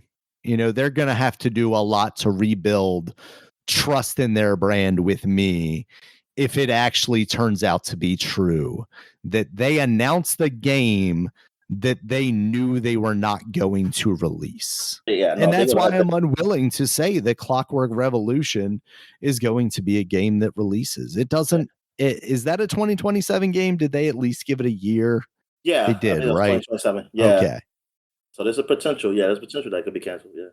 But there's potential that Xbox. No, it could come out and then, but the studios. Listen, the studio will close before the game comes out, but it'll come out. Yeah. But it'll still come out. Yeah. Okay. Because when we're talking about 2027 games, and the undertone is that we will see a new console next year, I don't feel like, because of the situation with the hardware right now, I don't feel like it is kind of the main focus. There aren't a lot of people saying like, I'm excited for a new console next year. More than anything, it's a lot of people saying, I am worried that they're going to release a new console next year. That's a stupid idea. And I think both Sony and Xbox should look at the Steam machine as a lesson, unless they have agreements in place or promises made that what they're going to be able to do is sell a console at a very specific price. I don't know what benefit outside of not having lost all the work that you've done on it, because obviously the further you push it out, the less powerful it is compared to modern hardware. But we've seen it before. Like, these companies get tax breaks off of losses all the time. Why wouldn't you just say, no, there's no console releasing next year. What we're going to do is we're going to take this money. We're going to focus on making games for the systems that you guys own. And we're going to work on bringing prices down for those systems so that more people can own them. And instead, we're going to force out a piece of hardware that's going to cost more than $1,000 to arbitrarily make these games that maybe look slightly prettier, but aren't fundamentally gameplay-wise any different, exclusive to a next generation of hardware that people can't afford, to potentially then also raise the game cost to $80 because Now Grand Theft Auto has done it. Now we can all do it again. I just don't see, and maybe it's short-term thinking. Maybe, maybe the AI bubble is going to burst, or maybe the AI is going to learn how to make memory for itself, and aren't going to require as much memory. So all the need for that is going to plummet, and then everybody's going to be able to get it for free, basically. And maybe they have analysts in the company that are telling them that. But as of right now, from everything that we're seeing from the outside, it is unfathomable that they would release a console that will potentially cost more than the ones that they have now, that they're constantly raising the prices on. And I say constantly, but it's been mostly Microsoft that has constantly been raising the prices. The PlayStation has raised a couple of times now, though, right? This is the second raise in prices. Yeah, they did raise before the chip stuff. Well, not here, not in the States, but overseas. They had raised. But this has been the Microsoft has been. I guess technically, maybe they've been the most. Maybe somebody would say there's been another raise, but I can't think of one. But they're the most egregious only because of the position they're in, and rightfully so. And rightfully so, it should be. I'm sorry. I mean, I just say this: like, your people are weird. Like, who are fans? Like the console fandom thing. I was a console fan, but I was also underage. We were children. In grade school. Yeah. And I was we were children. So like, it don't make sense now, especially now. Like, now everything just sucks because it's too fucking expensive. That you should be more demanding. You should be more a consumer now. Like, you demand what you want. All right, that's what you need to be, because you just let these companies just do this shit. Like, they shouldn't even got to this point where they could do this shit. Like, it should have been like, nah. Like, y'all want to spend money on AI? Well, fuck you. I was like, but we're not gonna, we're not getting shit or something. We're not gonna buy your shit or something like that. Like, we should have been better with the dollars before, honestly. But look, man, some people, you know what? But there's only so much power we as consumers also have when you have our government giving, these corporations subsidies and I know. breaks to build AI data centers. I mean, but then that comes not consumer report. That comes you being voters. I mean, absolutely. I'm actually like demanding of your politician. I mean, not just voting. Hey guys, as it turns out, politics is everything. Everything is politics. Everything. You can't take politics out of your video games. You stupid people. Yeah, let's say, like, sorry, like, you would listen. You can force yourself to live in a bubble, but don't force other people to make you that bubble. You have to do that yourself. Like, if you want to be a bubble where you don't see positive stuff, that's your onus. That's on you. Don't force other people to try to make it for you to make that bubble. Like this, it's crazy. This is like totally insane. What the hell is going on? Like this is beyond insane. I mean, like, we're just talking about just video games. I mean, get out of that realm, man. It's ridiculous. It's ridiculous what's going on in the world now.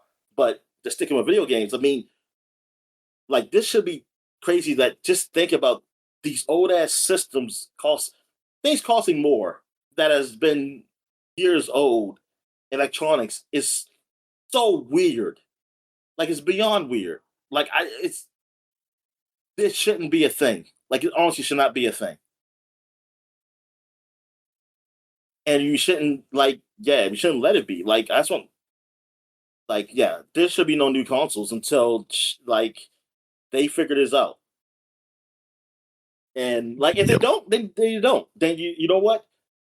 Tell people to start, tell it, indie people to start making old games, for these systems then. Not old games, but I mean games just based on what you can make.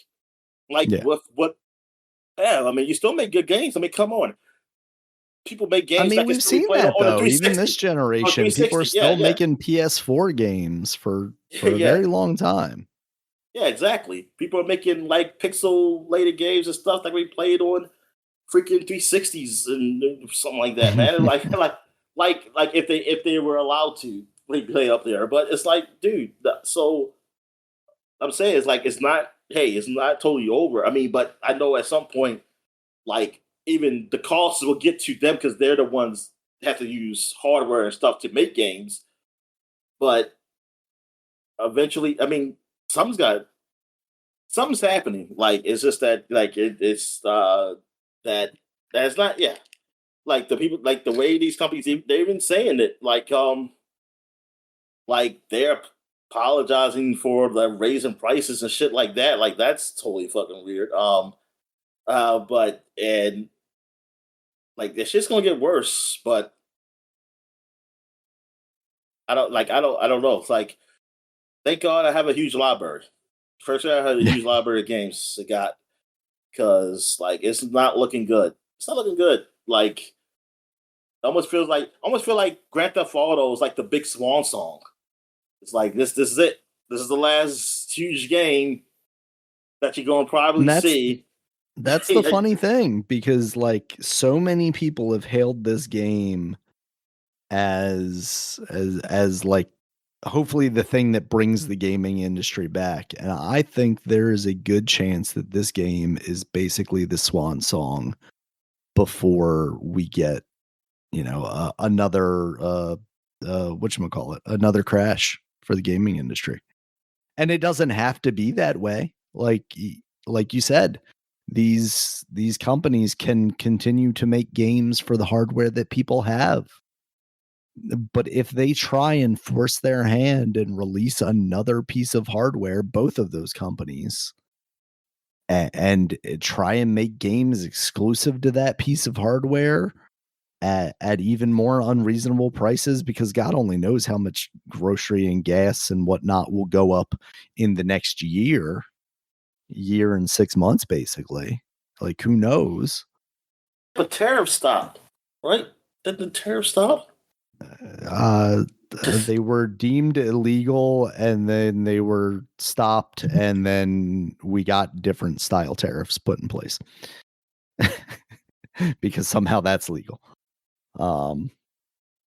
You know, but and now we're at the point where it's not even that, right? Like that's a compounding factor, obviously, but it really is just these companies gobbling up the RAM and the memory, and just literally having no companies to make consumer product memory, because why would I make consumer product memory when I can make this memory for AI data centers that they're going to buy every bit of at a much higher cost?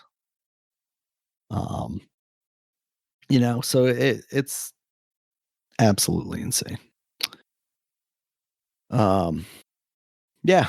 And this is this price increase is following what is literally the lowest month of sales of an Xbox console ever, and the lowest.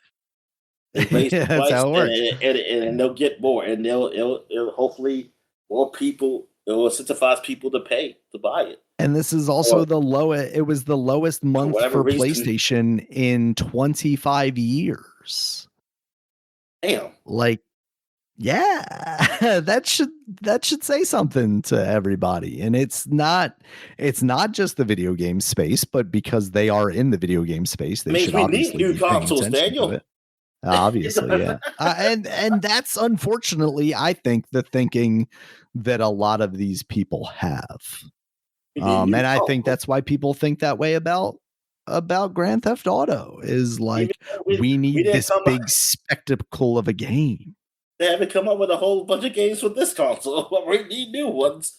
We just came up with freaking remakes. I mean, that's the thing. Like when we talk about Clockwork Revolution, is where I was going, and then I got sidetracked mentally. Is that even an Xbox One game or Xbox Series game? Or is that an Xbox Series X2 game or Project Helix or whatever they want to call it? Like, there's no indication to me that they wouldn't. Is that why it looks a little janky? Is that why it looked a little janky? Because it was running on the Xbox Series in development hardware, yeah. And it's supposed to be running on the new one. Yeah, so I I mean, again, I just don't trust anything that Microsoft tells me, but I don't know that they've even told me that it's an Xbox Series game and not necessarily a next generation game. Xbox, the real Xbox scar. Yeah. And maybe it's a cross-platform thing. Maybe it's cross-generational thing. But yeah, I really don't get where any of these companies' heads are. What would they call the next system? The Xbox Series SX. The Xbox 2, Dominic. That's what they call it. I mean, I think in the unimaginative world where I can't, like Deuce, the Xbox what? Deuce, yeah, Deuce, UX, the big X.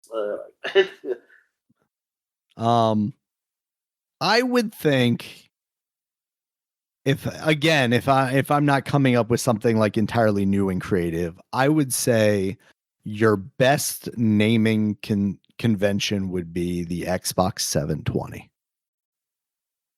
It is the follow-up to our last successful console, the Xbox 360. You could make up some $720 when it comes out. It costs, that's a deal at that point, Dominic. So yeah, yeah. That is the deal. Yeah.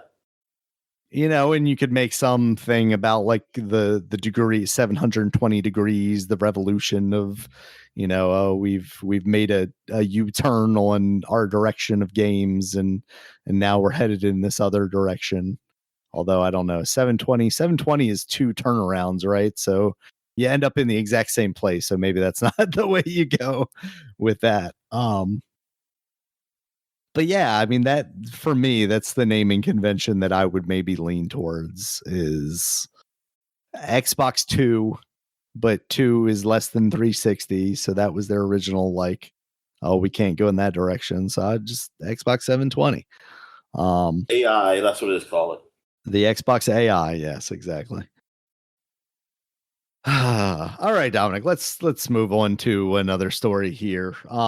This is the one I was going to kind of transition into when you were talking about games being successful and still facing massive layoffs, because Bungie, the former Halo studio, not former Destiny, the current Destiny studio and Marathon studio, is allegedly in preparations to lay off 300, roughly 300. I think it was like 280 or 290 employees.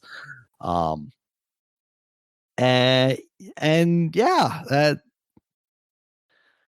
is like, did somebody say like that? What percentage was that? Like it was like 40 something, like almost 50%, like 40. I don't remember seeing a percentage, to be honest with you, but that would sound about right.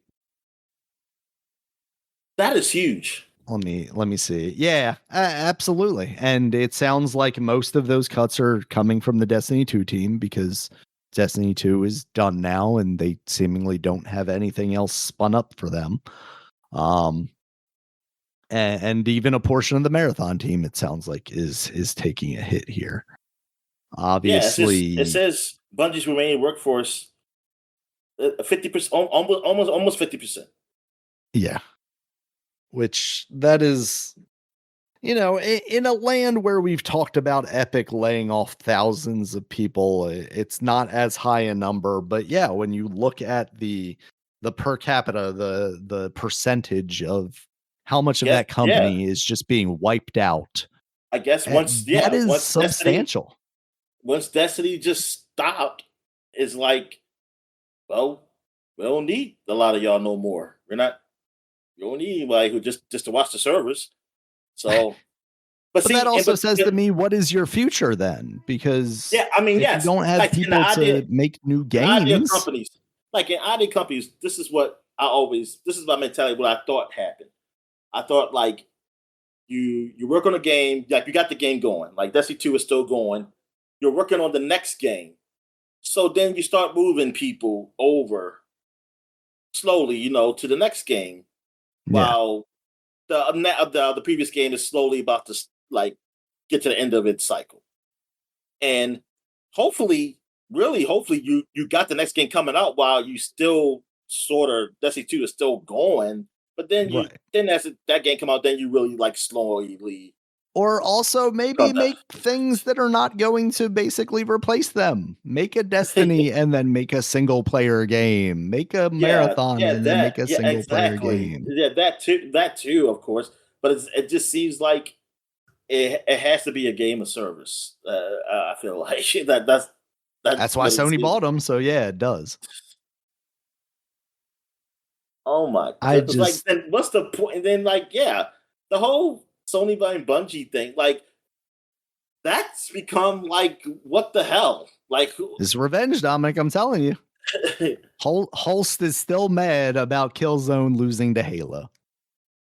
That's the rumor I'm starting and the rumor I'm running with. yeah, have been making like you said, what's the game called? What, a Killzone? Killzone. Yeah, make a Killzone. Just Game. make them make a Killzone. Like, what are we doing here? Just well, they're gone, Daniel. 50% of them gone. So I guess that's hopefully, true. There's nobody to make the Killzone now.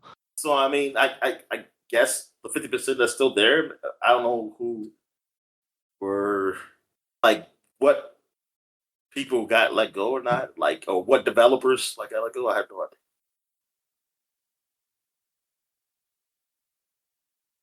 I'm sorry if I sound distant because I'm kind of laying back. Oh man, we are losing. This is why I believe there will be a video game crash, no matter what, because these are people we are losing from the video game industry. These are people that will. There is a portion of these people that will never get a games industry job ever again. They will move on to analytics or, God forbid, AI or financial institutions, or terrorist groups because they hate the company and they have to join the revolution to stop this. Potentially. But seriously, there are not enough video game jobs left for all of the people that have been forced out of this industry over the past 3 years. No, and people can't just start people's just like, hey, or tell these companies like, hey, just go indie, yeah. People just got money for that. But just think of all the game. Like, since we did this podcast, like the studios that I liked or just looked at, as top tier studios or stuff like that. I mean, you got you got Bungie now. You got BioWare. You got this is before. What's the Dishonored people? Oh yeah. Even though they aren't the Dishonored people, they're the Prey people. But give it the A. Give it the A. Was it Arcane? Arcane. Arcane Austin specifically, I believe. You got who else I'm thinking about? Well, Somniac's still going. It got good for them. Naughty Dog. I mean, but we'll see what happens. I mean, they just take a long time. Naughty Dog just doesn't release games anymore. They produce television shows. And I mean, there's others. It's just like these guys are either got it or they're just not. They're not what they were. They're not what they were. It's awful. Yep, and it's only going to continue. Because if here's the reality, even if I am willing to concede that Bungie is an expensive studio to maintain, right? They're in the Pacific Northwest or something like that, Northern California, somewhere over there, where cost of living is high, so they got to pay these people a lot. They're not Seattle. That's just maybe that's what it is. Seattle, yeah, Pacific Northwest, somewhere up there. That's an expensive place to have a studio. Yeah, it is. It is because it's Washington State. Yeah, Washington State. Yeah. Stress. You know, but why did you let your company balloon this large? This is not the faults of the people that are being laid off now. This is the faults of the people in charge. And at the end of the day, that's Sony now. But even before that, it was the leadership of Bungie. And I do believe one of the guys that took over for like the head guy at Bungie that used to be there, I think he is leaving. But there clearly needs to be a reinvention of that company to maintain. And the unfortunate thing is you do see things like this, and it's not. How do you separate the company from the people leading the company, I guess, to say, right? Because like, how do I root for, how do I cheer for Bungie and the developers that I like at Bungie if what Bungie also is a group of idiots who led these people down the wrong path? The developers made Destiny 2 and it was a successful game, but was it successful enough to pay for how much that game costs? I don't know. And it sounds like maybe not. And I don't think at the end of the day that was the people on the ground floor's fault. All the people that are now going to be suffering because of this is obviously up the chain. If you can't keep your budgets with restrained to what your company costs, your operational costs, then you shouldn't be in the business. That goes for any business. If you're just there to lose money.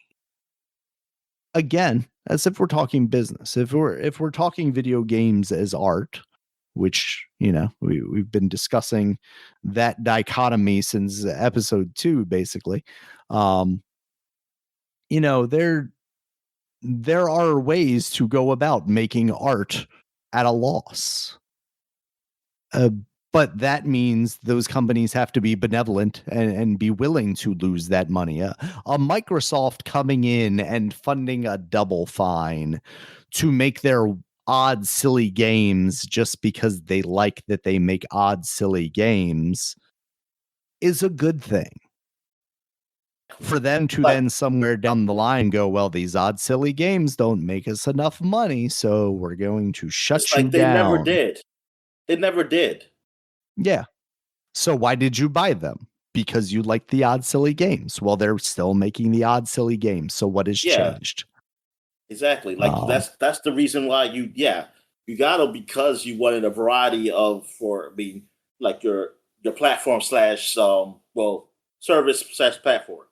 With Game Pass things like that's what you got them for. You definitely didn't get them because they sell some big hits, because they know they didn't. Yep. Yeah. So that is depressing. I mean, it's kind of been writing on the wall forever now. And, we mentioned it, but with the Xbox stuff, potentially either seeing the sell-off of Double Fine and Ninja Theory, and also Compulsion Games, the ones who made South of Midnight, seeing either their sell-off or closure. No, there's still nothing official.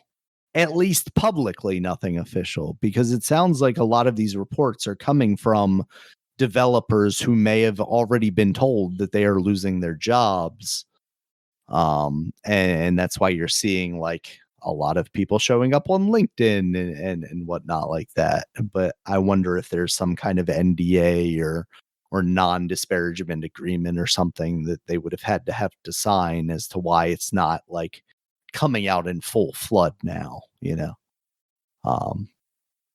So we will see what that means. I think right now it's probably not official because they don't know the direction, right? Microsoft is probably still shopping these places around to see if they can make some money off of them from another company picking them up. And it basically like closing them down would be their final decision. It's like, okay, well, we couldn't get anybody to buy them, but we can't continue to have these guys operate, so we're just going to have to shut you down. So weird. Like they have this third Microsoft Direct or whatever where they showcase, just show this stuff off and talk about their future, and then this happens. It's like, what's the message here? Message here is you can't trust us worth of shit. What am I supposed to take from this? I mean, that's why you don't buy an Xbox console, Dominic, because they are in a losing position and they clearly don't know how to get out of that losing position. They are losers that will continue to lose. It is funny to think, like, again, the reason why we were kind of championing the Activision buyout was very selfish and consumer, consumer, focused. like, yeah, because I wanted more games on the Surface that I'm paying for. And even a relatively modest increase in the cost of that service, as long as the library significantly increased, I Xbox thought was so behind. I was hoping they'd do something to spark. Yeah, it would bring them in line with the PlayStation to allow them to be competition. Yeah, because PlayStation. But the reality is, PlayStation was paying studios to not put the games on Xbox. So let's not forget that. So that's why I was saying, like, well, it's gotta be fair at some point. So I was like, they bought that. There has to be games on their system. The unfortunate thing is those idiots bought every studio in the world and couldn't figure out how to release a single game from them. Yeah, that's so freaking weird. Like, you had all that. God damn. All these like that. So yeah, they can burn for all of this. Yeah, I've got one last news story here, Dominic, and I wasn't necessarily going to have it at the end, but I'm kind of glad that it is at the end. It's a little fitting that, as it turns out, Dominic, releasing video games can make you a profit in the world of video games. And Nintendo is raising the base salaries of their employees by 10%. Oh, that's great. Are they close to Western money now? That's a good question, and part of this is probably motivated by the weak yen right now, because your money that you used to make is now not buying you as many things as it was. So a 10% increase maybe gets you closer, or maybe does take you over where you were. But it does say a lot to me that a company that is actually releasing video games, the only one of the three companies that is consistently releasing video games, and yes, also games that probably cost less because they're not in 8K 250 million frames per second with the most photographic realistic graphics, are able to actually have a sustainable business. Maybe Sony and Xbox, and especially Xbox right now, needs to take a look at that and learn some lessons. And maybe the lesson is we're going to fire everyone in America and hire them only in Japan. I don't know. We'll see. But from the outside looking in, and maybe it's a naive perspective, again, the company that is releasing substantial amounts of video games, some of them bigger, some of them smaller, the Star Fox thing, it's not Ocarina of Time remake, it's not a new Zelda game, but it is a game to fill out the calendar. You've got Fire Emblem, you've got Splatoon, you've basically got at least a game every other month coming from one company. And yes, in some cases, that's because no one else supports their console. But they still had to build that business to be able to do that. Yeah, and I think it says a lot about them. With the Japanese companies, well, at least like the Japanese studio ones, I should say, like Capcom and them. Like I haven't heard much as far as layoffs or anything from them. Like, and what about like the actual studios of Square in Japan? Like I haven't really heard thing comparative to the Western studios. Yeah. No, I was trying to remember if maybe I did hear something about Capcom, and I think I'm confusing them with like Ubisoft, which obviously we've seen just Yeah. obliterate their Oh, force too. look, rest in peace, the CEO of Ubisoft. We've got to mention that last podcast. He died in a I plane think it crash. happened after the last time. Yeah, the was he a co-founder? Was he still a CEO? But one of the Oh, Guman brothers. well. The either the nephew slash son is it, but I don't know which one Mm, is the one who passed away. I don't know if that was the yeah, father or that was the uncle. But yeah, yeah, yeah. yeah. It's awful. That's I mean, that's it sad. seems so crazy that Which is funny. I think I heard somebody else died in a plane crash recently too. That was yeah, there was a musical artist, Oliver Tree, yeah, who passed away yes. in Rio, I believe it was, in a helicopter accident, and that was just days before this had happened. Um, yeah, apparently, small aircraft are maybe not the most the best way of transportation, based on what I was seeing after that initial one. Stick to the big planes. Stick to the Yeah, rivers and the lakes that you're used stick to. to Spirit because they don't ever crash. But Well, they definitely don't crash now because they're not in the sky anymore. What happened to all their planes, Dominic? they're just sitting on the runways. I think that Daniel, I can go. I don't go try to jack one. He hot wire a plane. Like, do we own the planes now? Does the government own the planes? Yeah, yeah. I wonder what they do. Okay, it seems like maybe the planes were leased to begin with. It says this Oh, is the AI overview, so take it for what it's worth. The majority of its leased Airbus A320 are being repossessed by the leasers and flown to storage facilities in Arizona to prevent deterioration. These planes may be leased to other airlines, sold, or stripped for valuable parts. So, I guess I never considered that. Yeah, it says somebody on Reddit said can they make about RAM out of them? 75% of their. What's Can they make that? RAM out of them? RAM. Yes, we're gonna make RAM out of them.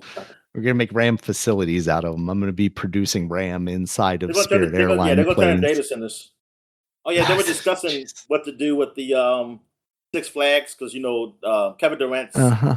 company or whatever bought it, and I put a suggestion that it should be a data center. I don't think you were the first or the last one to make that suggestion, Dominic, and it's You just disgusting. tell your daughter, like when she's like when they say what you want to be when you grow up, be a data center. Just the data center.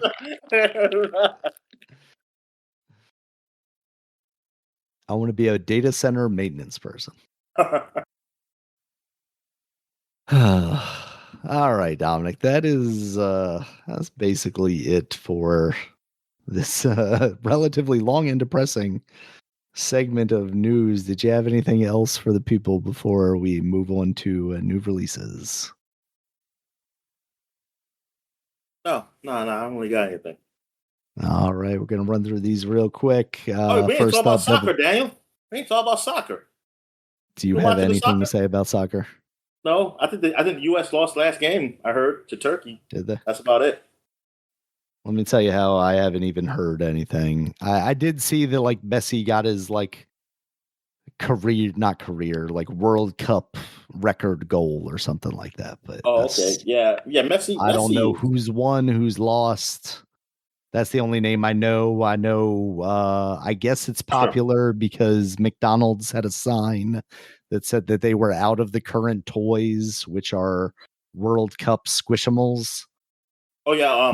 But Russia is leading. Go tell everybody that too. The information I gave you. That Russia is they're winning. I'm doing real good. I'm just gonna join casual conversation. How about those Russians guys? They're doing real good, right? They're like, they're not even in it. How dare you? All right. So new releases, Dominic. First up, we got Devil May Cry 5, the Devil Hunter Edition for the Nintendo Switch 2.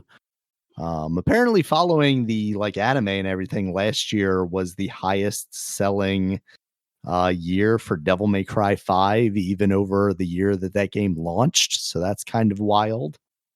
Oh, so that's why Nintendo was showing it off. Yeah. Yep, because it's coming out soon. This one has been crazy, Dominic. Sonic Frontiers Definitive Edition is now out on the Nintendo Switch 2. It kind of was shadow dropped, but has been being sold at Walmart's for 3 weeks now. So people have just been posting on Reddit look what I found. Has this been released or announced yet? And it's no, not officially. Why the hell did they forget about it? That's a good question, Dominic. What's going on with Sega? A Sonic Day or something that they were waiting to save the news for? I haven't heard layoffs at Sega yet either. News, unless they know how to keep quiet about it, or what I've been saying before, they be committing seppuku over there. Just put them in a room and I would argue that maybe layoffs need to start with the Sonic Frontiers team, but that's just bringing. I don't know. I don't know how that sells. That price, maybe it sold well. I think it sold decently. I think people are surprisingly relatively positive on that awful game. Yeah, the people love bad Sonic games. And it's a damn shame that I can't get good ones because they love bad ones. All right, we got Deltarune Chapter 5 now out on PC, Nintendo Switch 1 and 2, PS4 and PS5. That is the game from the developer of now I'm gonna blank on that. But Tale. What is Deltarune supposed to spell? Is that supposed to spell something? Okay. Is that Undertale if you rearrange the words? Is that what it is? I think that's what it is, actually. I think you're right now that you say that. I remembered there being something related to that. But yeah, this is the game that is related to Undertale, but not officially Undertale. And surprisingly, I think it's Toby Fox that does those games. It figured out how to release chapters of a game, Dominic, unlike Valve, as we discussed earlier. And then we, of course, have Star Fox. That's out on the Nintendo Switch 2. We both talked about that earlier. That is a fine game, maybe at a less than great price is probably where I would put it. Oh, wait a minute. How much was it? I would consider this a much buy. It was $50. I think it's $50 with $60 physical. It's one of those games where they're doing the dual pricing. Well, see, Grand Theft Auto was pretty cool with that. It's the same price. Very cool. So yeah, those are our new releases. Dominic, anything else for the people before we get out of here?